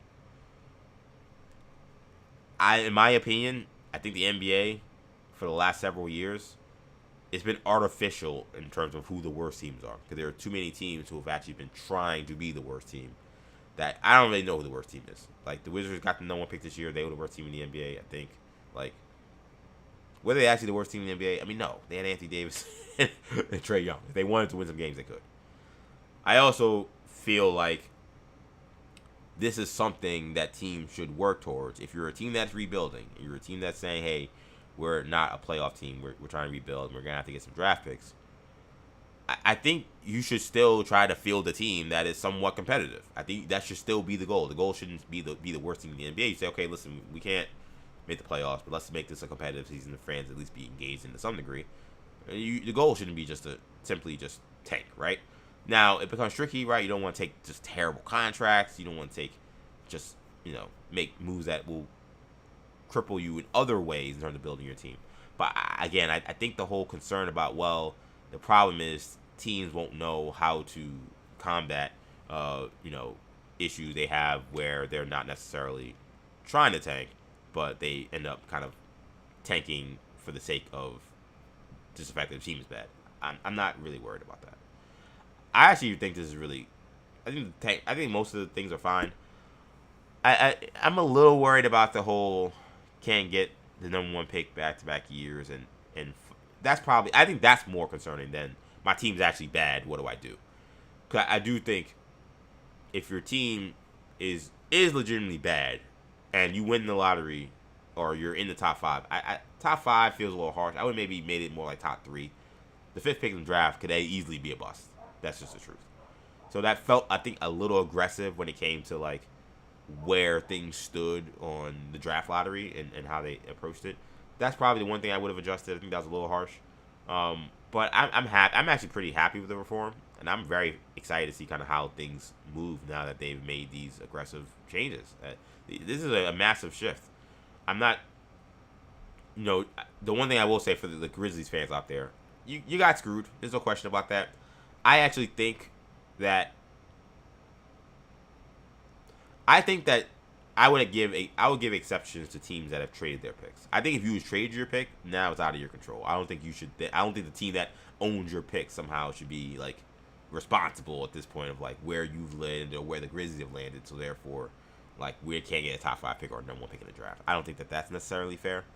Or I think you should have just sunset this for a year. Where hey, listen, if you acquired another team's pick this year, like next year, yes, it could still be a number 1 pick, or whatever. But after next year, like any team making trades moving forward, they know what the rules are. I don't think you should make a trade, and then the rules change. And like, why would have made that trade if I would have known this, right? I think that's a little different. I actually wonder if I'm the Grizzlies, I actually would consider maybe taking this to court and seeing if I could maybe win something there. And they apparently were one of the teams that did not approve this. They voted to not approve it, but obviously they were outvoted. So those are the only things I would say. But those would be the caveats I would make in terms of the few issues I had with it. But it's definitely a big change. No question about that. Obviously, my camera's getting a little overexposed. I'm just going to cover myself for a quick second and just adjust the settings. So just give me 1 second here. Here we go. Give me 1 second.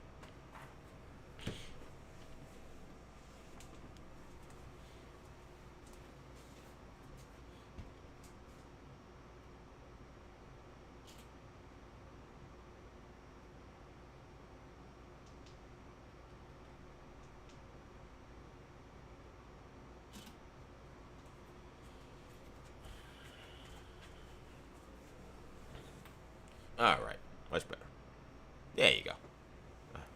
Looked like I was sitting directly in the sun, so I wanted to make sure I adjusted that. Yeah, so we'll see. It's going to be an interesting thing to look at moving forward, but definitely big changes happening in the NBA with the changes to the draft lottery. Okay, a couple more things, man, before we get out of here. Number one, going to the NFL, man. This is what I want to talk about before. Beef brewing in Minnesota. Maybe beef is a little harsh, but definitely feels a little uncomfortable if you're looking at the Minnesota Vikings and their situation. So they're in a quarterback controversy. They drafted J.J. McCarthy with a first-round pick a couple years ago. He got injured, was unable to compete for the starting job. Sam Darnold came in, did an awesome job, led them to the playoffs. They got eliminated in the wild card round, but they had a gaudy 14-win record. Sam Darnold had a great season. Nonetheless, they elected to move on from Sam Darnold, let him walk. He went to the Seahawks, won a Super Bowl. They wanted to do that because they wanted to see what they had in their first-round pick, J.J. McCarthy, the former Michigan quarterback who won a national championship playing for the Wolverines. J.J. McCarthy, after tearing his meniscus, didn't play his first year, got to play his second year. Wasn't that great. Just being real. Like, it wasn't that great. In fact, at times, it was kind of god-awful. He looked raw. He looked like someone that needed a lot more years of development. And he also dealt with more injury issues. He had an ankle sprain that kept him out for 4 weeks. So it was not a banner year for J.J. McCarthy at all. And it was tough because the Vikings are a team, when you look at their weapons with Justin Jefferson and Jordan Addison, even though he could be a little bit of a knucklehead, and the defense that has been built by Brian Flores, it looked like a team where it was like, if they had a quarterback, they could probably compete for a Super Bowl. That's what they looked like. And they didn't have one, which is why they missed the playoffs. So they had a tough decision to make this offseason. We know that there were conversations last year about potentially bringing in Aaron Rodgers. They elected not to do that. This year, they weren't going to balk at the opportunity to bring in a veteran. So they brought in Kyler Murray. Kyler Murray was a much embattled quarterback with the Arizona Cardinals. He was a former number 1 pick. He led them just 1 playoffs, but he has had more success as a quarterback than J.J. McCarthy has. So this is a full-on quarterback battle. And the fact that they brought in a guy who is so accomplished as Kyler Murray suggests that Murray probably has the inside track, but I think we're going to see. If Murray can't play, then he's not going to play, obviously. They didn't invest a lot of money in him. They've obviously invested a ton in J.J. McCarthy. So it's going to be one of the more interesting dynamics in the NFL. I want you guys to hear the difference in how both guys are approaching their relationship. Here was Kyler Murray when you asked about his relationship with J.J. McCarthy. But he says, going swimmingly. It's been great. It's been great. Obviously, I know he's a younger guy, so any way I can help him. Obviously, I feel like I've played 7 years now, going on 8.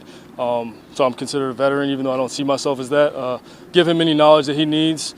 Again, we're both competitors, and I know we both want what's best for the team. Standard answer. Everything's good. We have a great relationship. And he was then further asked, like, hey, like, you're a veteran on the team. You just mentioned that. Like, has he been receptive to you, giving him advice or asking has he asked you any questions or anything like that? He was what Kyler Murray said. Of course. Yeah, he's overly receptive, and he's always communicating, asking questions, stuff like that. So it's been good. Overly receptive, always asking questions. It's been very good. Okay, that sounds good. All right, well, nothing to see here, I guess. Quarterback competition all will go well. No feelings hurt, right? Wrong. Because then we're hear J.J. McCarthy talk about Kyler Murray because he was asked, what's it like in terms of relationship with Kyler Murray? He said, he's just another guy. It's just like two guys in a classroom. He sits on one side, I sit on the other side, and it's the coach's responsibility to teach us and coach us. So, is there any awkwardness between you two? Awkwardness, it's just like the same feeling, when you're in high school and there's another person on the other side of the room. That's just kind of how it is. So I wouldn't say there's any awkwardness. It's just like high school with another guy in the room. I'll be honest, I don't even know what that means. I guess if I'm trying to put myself in high school and what he's trying to say, I guess it's just like some guy in your class that you're not friends with and you don't know and they're just there. Which is certainly not how football works. And certainly not how a quarterback room works. Like we've seen, I don't like to play the game of we've seen Hard Knocks. But we've seen Hard Knocks. And position groups are very close. They go out to dinners. They're always around each other. They're always around each other in workouts. And it does not mean there are not issues with position groups, especially the quarterback position. But it's not just another guy in the room. It's just not. That's not how football works. Not how the NFL works. Trying to think of how much I can say, given my brother's former connection with the Vikings. I'd love to ask him about it. Actually, I've not asked him about this, to be clear.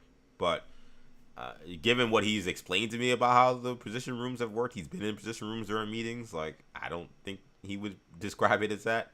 So the fact that J.J. McCarthy would describe it as that, it speaks to me someone who is really burned by the fact that he's in this quarterback competition. And someone who probably lacks a little maturity, for being honest. Because we know, at this point now, which more often know, that when you're a quarterback and you're answering questions from the media, if you're any NFL player, but especially a quarterback, you're answering questions in the media, the number one thing you're supposed to do is limit distractions. Don't create a headline.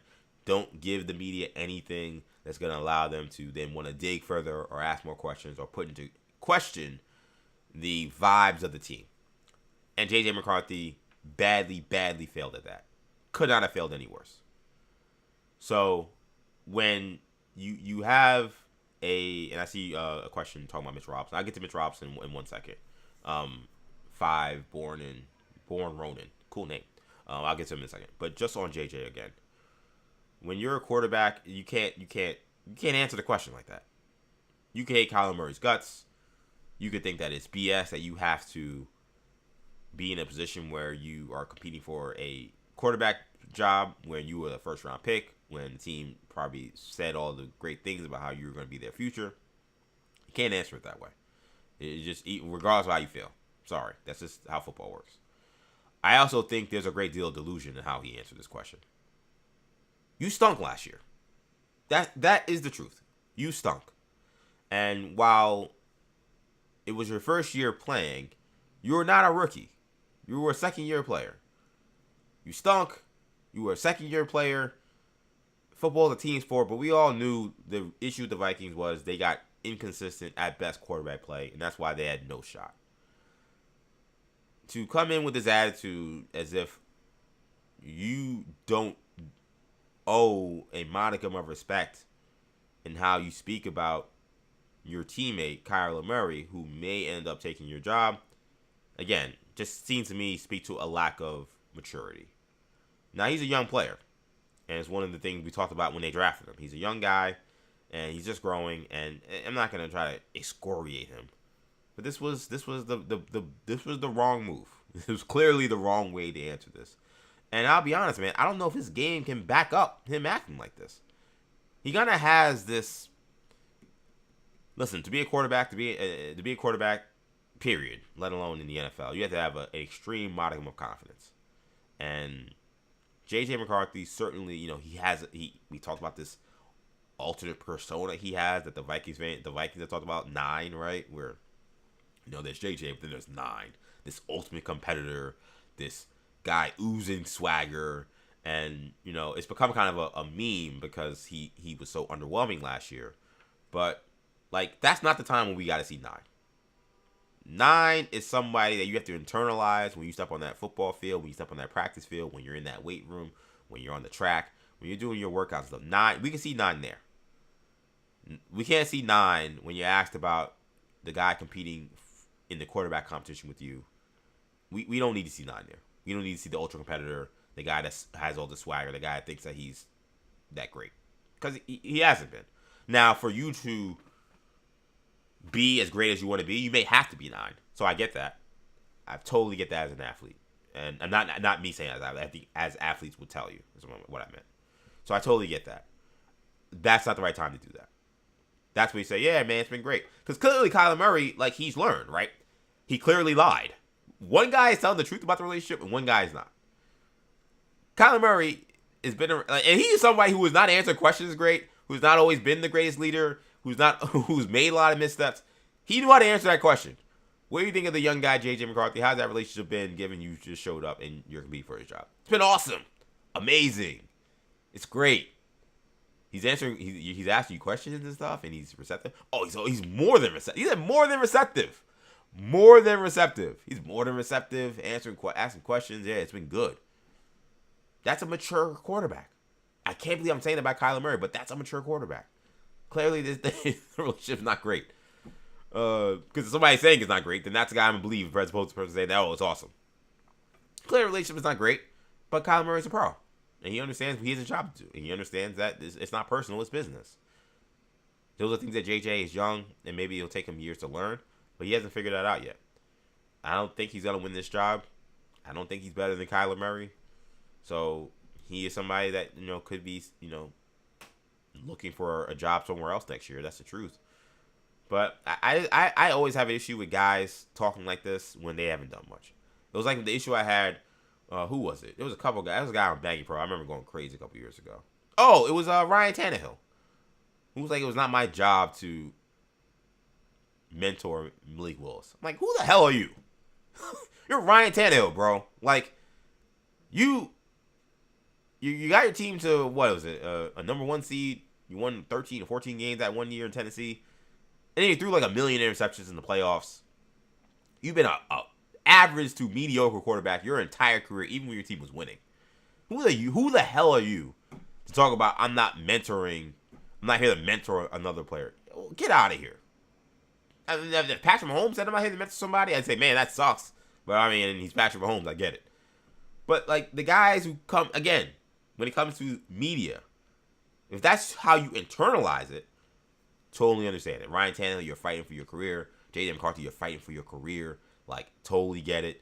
Like, you have to have the mindset. Like, I ain't giving them nothing. This is my spot. Where I totally understand. I remember when Klay Thompson, when the Warriors got Klay Thompson. Now, again, it's different because he's Klay Thompson, NBA champion, multiple-time All-Star. But when the Warriors got Kevin Durant and they had Klay Thompson, are you willing to sacrifice? He said, I'm not sacrificing ish. And everybody's like, whoa. But you couldn't really kill him. He's freaking Klay Thompson. Like, why should he sacrifice? And his game kind of, he really didn't need to with the Warriors. But it was kind of crazy. It was like, oh, spicy there. But he's like, he's Klay Thompson. Who's going to tell him he has to sacrifice? As great as Kevin Durant is, it's like, yeah, no, I want that guy shooting a lot. Like, why? Draymond Green got to sacrifice. Andre Iguodala got to sacrifice. Those other guys, I'm not talking about Klay Thompson. He was willing to say that. And like, he had some heat for it. But a lot of folks like, I mean, what are you gonna say? The Ryan Tannehills and J.J. McCarthy's of the world talking like this, that always bothers me. And I'm like, you have not done enough to act like you're above doing this media thing that we all know you guys don't like. Like, you all know it's like you guys don't like it. You feel like it's a trap. You feel like it's unnecessary. Like, we all get it. Some media folks probably don't like doing it, to be honest, because it's such a formulaic thing at this point. Unless a guy steps out of line like JJ did, most of the time you don't get a lot of great quotes. Like, just do your job. Your job is to answer these questions without distraction, and to act like it's beneath you to acknowledge Kyler Murray as anything other than just a guy in the classroom. Again, I thought just spoke to a lack of maturity. Last thing, man, before we get out of here. I can't wait for this. Oh, actually, before we do that. 5 Born Ronan asking, any input about Mitchell Robinson broken finger? I mentioned this early in the show, but I know you might have just jumped in. 5 Born Ronan. So, shout out to you for watching, and thanks for getting in the chat. So, surgery on the finger. We learned from Shams Charania this morning. He's planning to play. That is the word. Plan to play game 1, but he did have surgery earlier this week. So this is kind of a fast developing story that we kind of had happen here with Mitchell Robinson and his situation. We knew he had a broken finger yesterday. That kind of came as a surprise. They said there was no timetable, and then now he's had surgery. Surgery suggests to me that this was probably a pretty serious broken finger.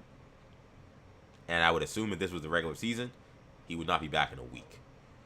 But the fact that the Knicks feel comfortable enough to put a brace on his hand and let him go out there, I think it gives you hope that he will be okay and that he will be able to be an impact player. I think the reality is they need his body. They need him out there. Like, they're going to be playing against teams in the Thunder and the Okies and the Spurs that obviously have a ton of size. Thunder play double bigs. The Spurs have a 7'4" guy. So it's going to be important for the Knicks to have 7'1" Mitchell Robinson with his interior defense, his rebounding, and shot blocking ability. They need him out there. It's also going to be important. I want to talk about the offensive rebounding particularly. It's going to be important because of his offensive rebounding too. I don't know how much this impacts the fact that he has a broken finger. I don't think it will, but we'll see. That's important too because that is the secret sauce to how the Knicks are so great offensively. Like right now, the secret sauce has been the ball movement and shot making, but typically they've been one of the best offensive teams in the NBA for the last 3 years. One of the cheat codes to their offensive ratings being so gaudy has been the fact that they get so many extra possessions because of Mitchell Robinson. And that's a reality, is that if you have a team getting offensive rebound, the field goal percentage for that team spikes. Because now you're playing against a scrambling defense. It could be, first of all, it could be just a putback where there is no defense. Or if it's an offensive rebound and a kick out, you're playing against a scrambling defense that's not set. So, Mitchell Robinson, people always talk about his defensive impact and then his rebounding impact and only think about it from a rebounding standpoint. He is also very important to the Knicks' offense. He may not be the best offensive player, and he may not be necessarily someone who could score on his own or create his own offense for scoring, but he creates opportunities for others, and he creates opportunities overall for the Knicks' offense. So, 5 Born Ronan, he is extremely important, and I think the fact that he's going to give it a go and that they're willing to say it this early, is Friday, and we're not to Wednesday yet, it gives me some reassurance that he'll be fine. But it's definitely one of the big storylines to follow heading into the finals here coming up on Wednesday. Thanks for the question. Any questions anyone else want to get into the comment section. Again, I'm live on YouTube, New Generation Media, live on X, EJ_Stewart, live on Instagram, Action EJ, and live on Buzzer. Search EJ Stewart or search EJ205 Prep. So last thing here, man. Thank you guys again for joining me. Oh, I can't wait for this. X-Men 97 Season 2 is almost upon us. We're basically about a month away. July 1st will be the debut of Season 2. Marvel just debuted the trailer for X-Men 97 Season 2. And this looks fire. This looks awesome. A lot of this trailer, kind of leaves us kind of where we left last season. If you haven't watched Season 1, spoilers, obviously, but it's important to watch Season 1. You should watch it because it was awesome. Again, like I said earlier in the show, probably one of the best things Marvel has created since this beginning. Definitely the best thing it's created, arguably, since, Endgame, for sure. So, X-Men 97, it leaves off with the X-Men lost in time, right? Basically, they're split up into 3 units, one in the past, one in the present, one in the future. You got your past, where you got your Rogues, Nightcrawler, Charles Xavier, I think Beast is with them, and Magneto. They're stuck in the past, where they've gone back to ancient Egypt at the beginning of the rise of Apocalypse. Then you got Cyclops, Jean Grey, and others who are now in the future. Storm, I think, is part of them, are in the future, with Apocalypse already having done all the things he has done to ruin the world, and is now a dystopian future, and they're with young Nathan Summers, aka Young Cable. So you got that crew in the future, Wolverine's with them as well, I believe, and you got a crew in the past. And then you got Bishop and Forge trying to piece it together in the middle, where we got Polaris is going to be a part of this season. She's in the trailer. Psylocke to be a part of this season. She's in the trailer. This X-Men roster is going to expand, which is really exciting. Really excited for this season. What's cool about the trailer is there seem to be multiple references to Rama Tut, who is Kang the Conqueror. I'm starting to feel like this season, just like last year, where they give you a shiny object and say, here's main villain here, right? Everyone look over here. Here's what we're telling you. And here comes Bastion. It feels like this is another repeat of that, because Rama Tut appears in certain parts of the trailer. It certainly feels like a lot of like Apocalypse's tech and a lot of things he accomplishes is stuff he's taken from Kang. Feels like they're doing Apocalypse, right? Everybody's worried about Apocalypse, and I think he's being more centered than like Sinister was last year, but I think they're gonna do Apocalypse here. Here comes Kang the Conqueror. I think Kang the Conqueror may actually end up being the villain of X-Men 97 Season 2. And whoo! You want to talk about ratcheting up the intensity of a season. You make Kang the Conqueror the main villain of an X-Men series. I'm seated. I am ready to go. I cannot wait to watch. So, really cool shots. The action sequences in this look great. You got a shot of like Jean and Cyclops. I like how they've done a good job with this. Really doing the team up actions, right? We see the Marvel Animation now has the scene from the Marvel Animation kind of tag that they do, like kind of with Marvel Studios. They show all the clips from all the old Marvel movies. Now they're doing that with Marvel Animation, and one of it ends with Gambit, who died last season, but in the first episode of season 1, on Wolverine's, on his back while Wolverine is running, charging his claws, which is one of the best shots. I know it's a cartoon, but one of the best panels of animation, whatever you want to call it, of the entire season. One of the best moments of the entire season for action. It was in the trailer last year, and everyone's like, "Oh crap, we gotta watch this," and it lived up to the hype when you actually watched it on the show. So you saw a little bit of that last year. You're seeing that again this year. They got a shot of Jean working with Cyclops, using her psychic abilities as like claws, and then putting her hands in front of Cyclops' face, because she can actually control Cyclops' optic beams. We know that. And Cyclops is shooting his optic beams and it going like all over the place because of her claws. I'm like, oh, this is sick. I'm getting goosebumps, like The Rock, just like thinking about some of these possibilities. There's a shot of like Morph, who's been awesome, because using him to actually put in like little tea leaves of other people that are in this universe. There's a shot of Morph turning into Deadpool, which is really exciting. The idea that maybe Deadpool could be coming in a future season. He actually did appear as Morph also in season maybe 3 of the X-Men anime series. It was later in the seasons. So Morph has morphed into him before, but the fact that they're morphing into him for this season is really exciting.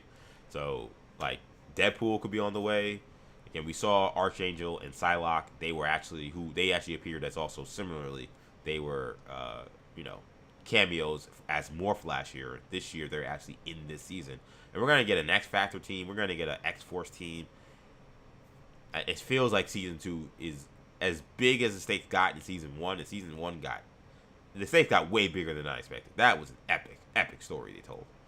It feels like season 2 is gonna get even more epic. We got some new costumes.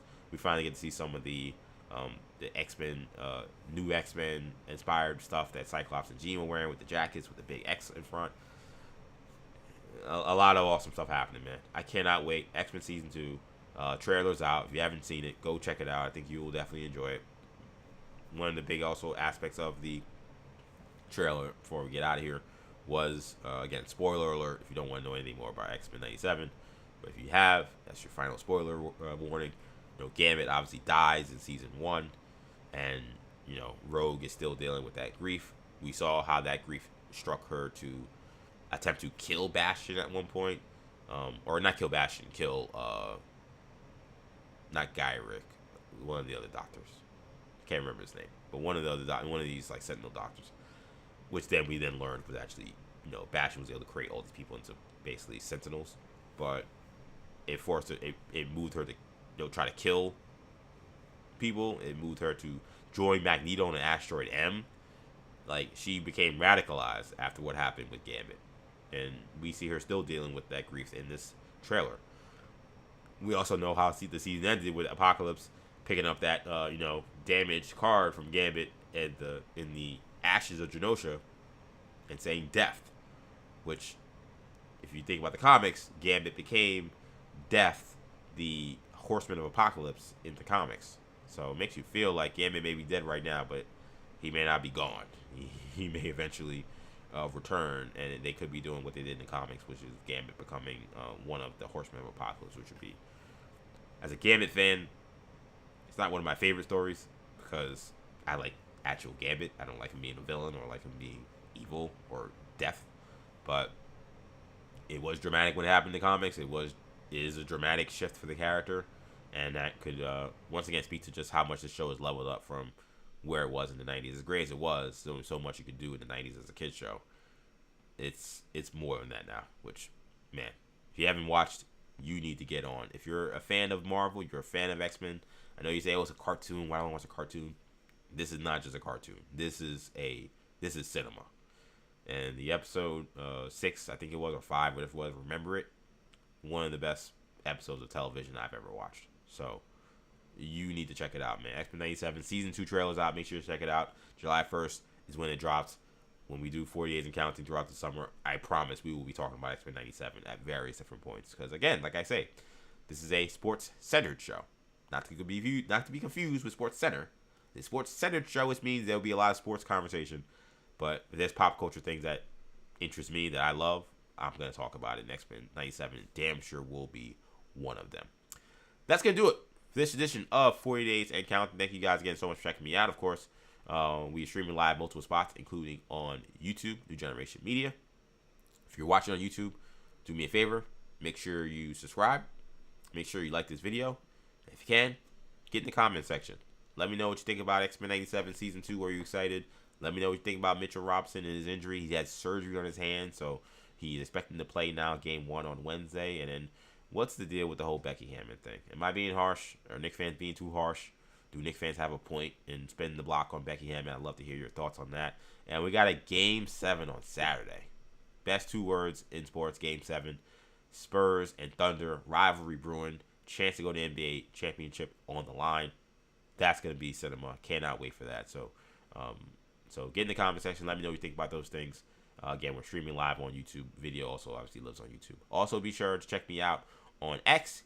EJ_Stewart is where you'll find me on X, where we're also streaming live.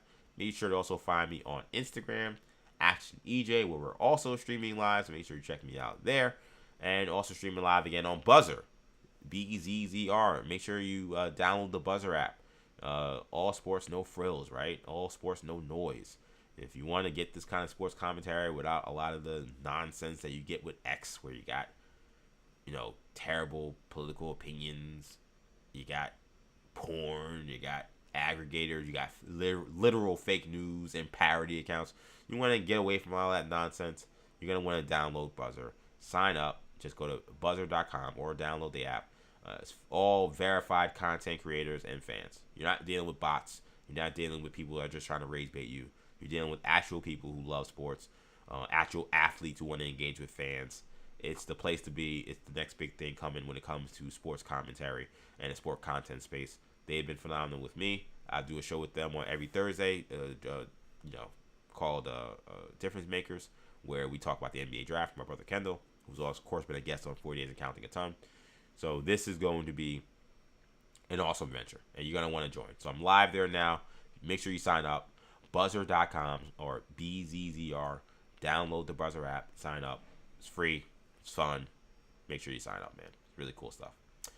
And that's going to do it, guys. I want to thank you all so much. Of course, like all episodes, this one will get podcasted as well. Search New Generation Media wherever you get your podcast. You want to hear editions of 40 Days and Counting and all other podcasts we do on New Generation Media. Hero Talk, Imperial Broadcast, our Star Wars podcast, all the different content. Be sure to search New Generation Podcast Network. That's good to do for now. I hope you guys have a wonderful, wonderful weekend. I am EJ Stewart. Thank you guys for checking me out. I'll see you guys next week where we'll get to preview the NBA Finals. That'll be very exciting. I'm out. Have a great weekend.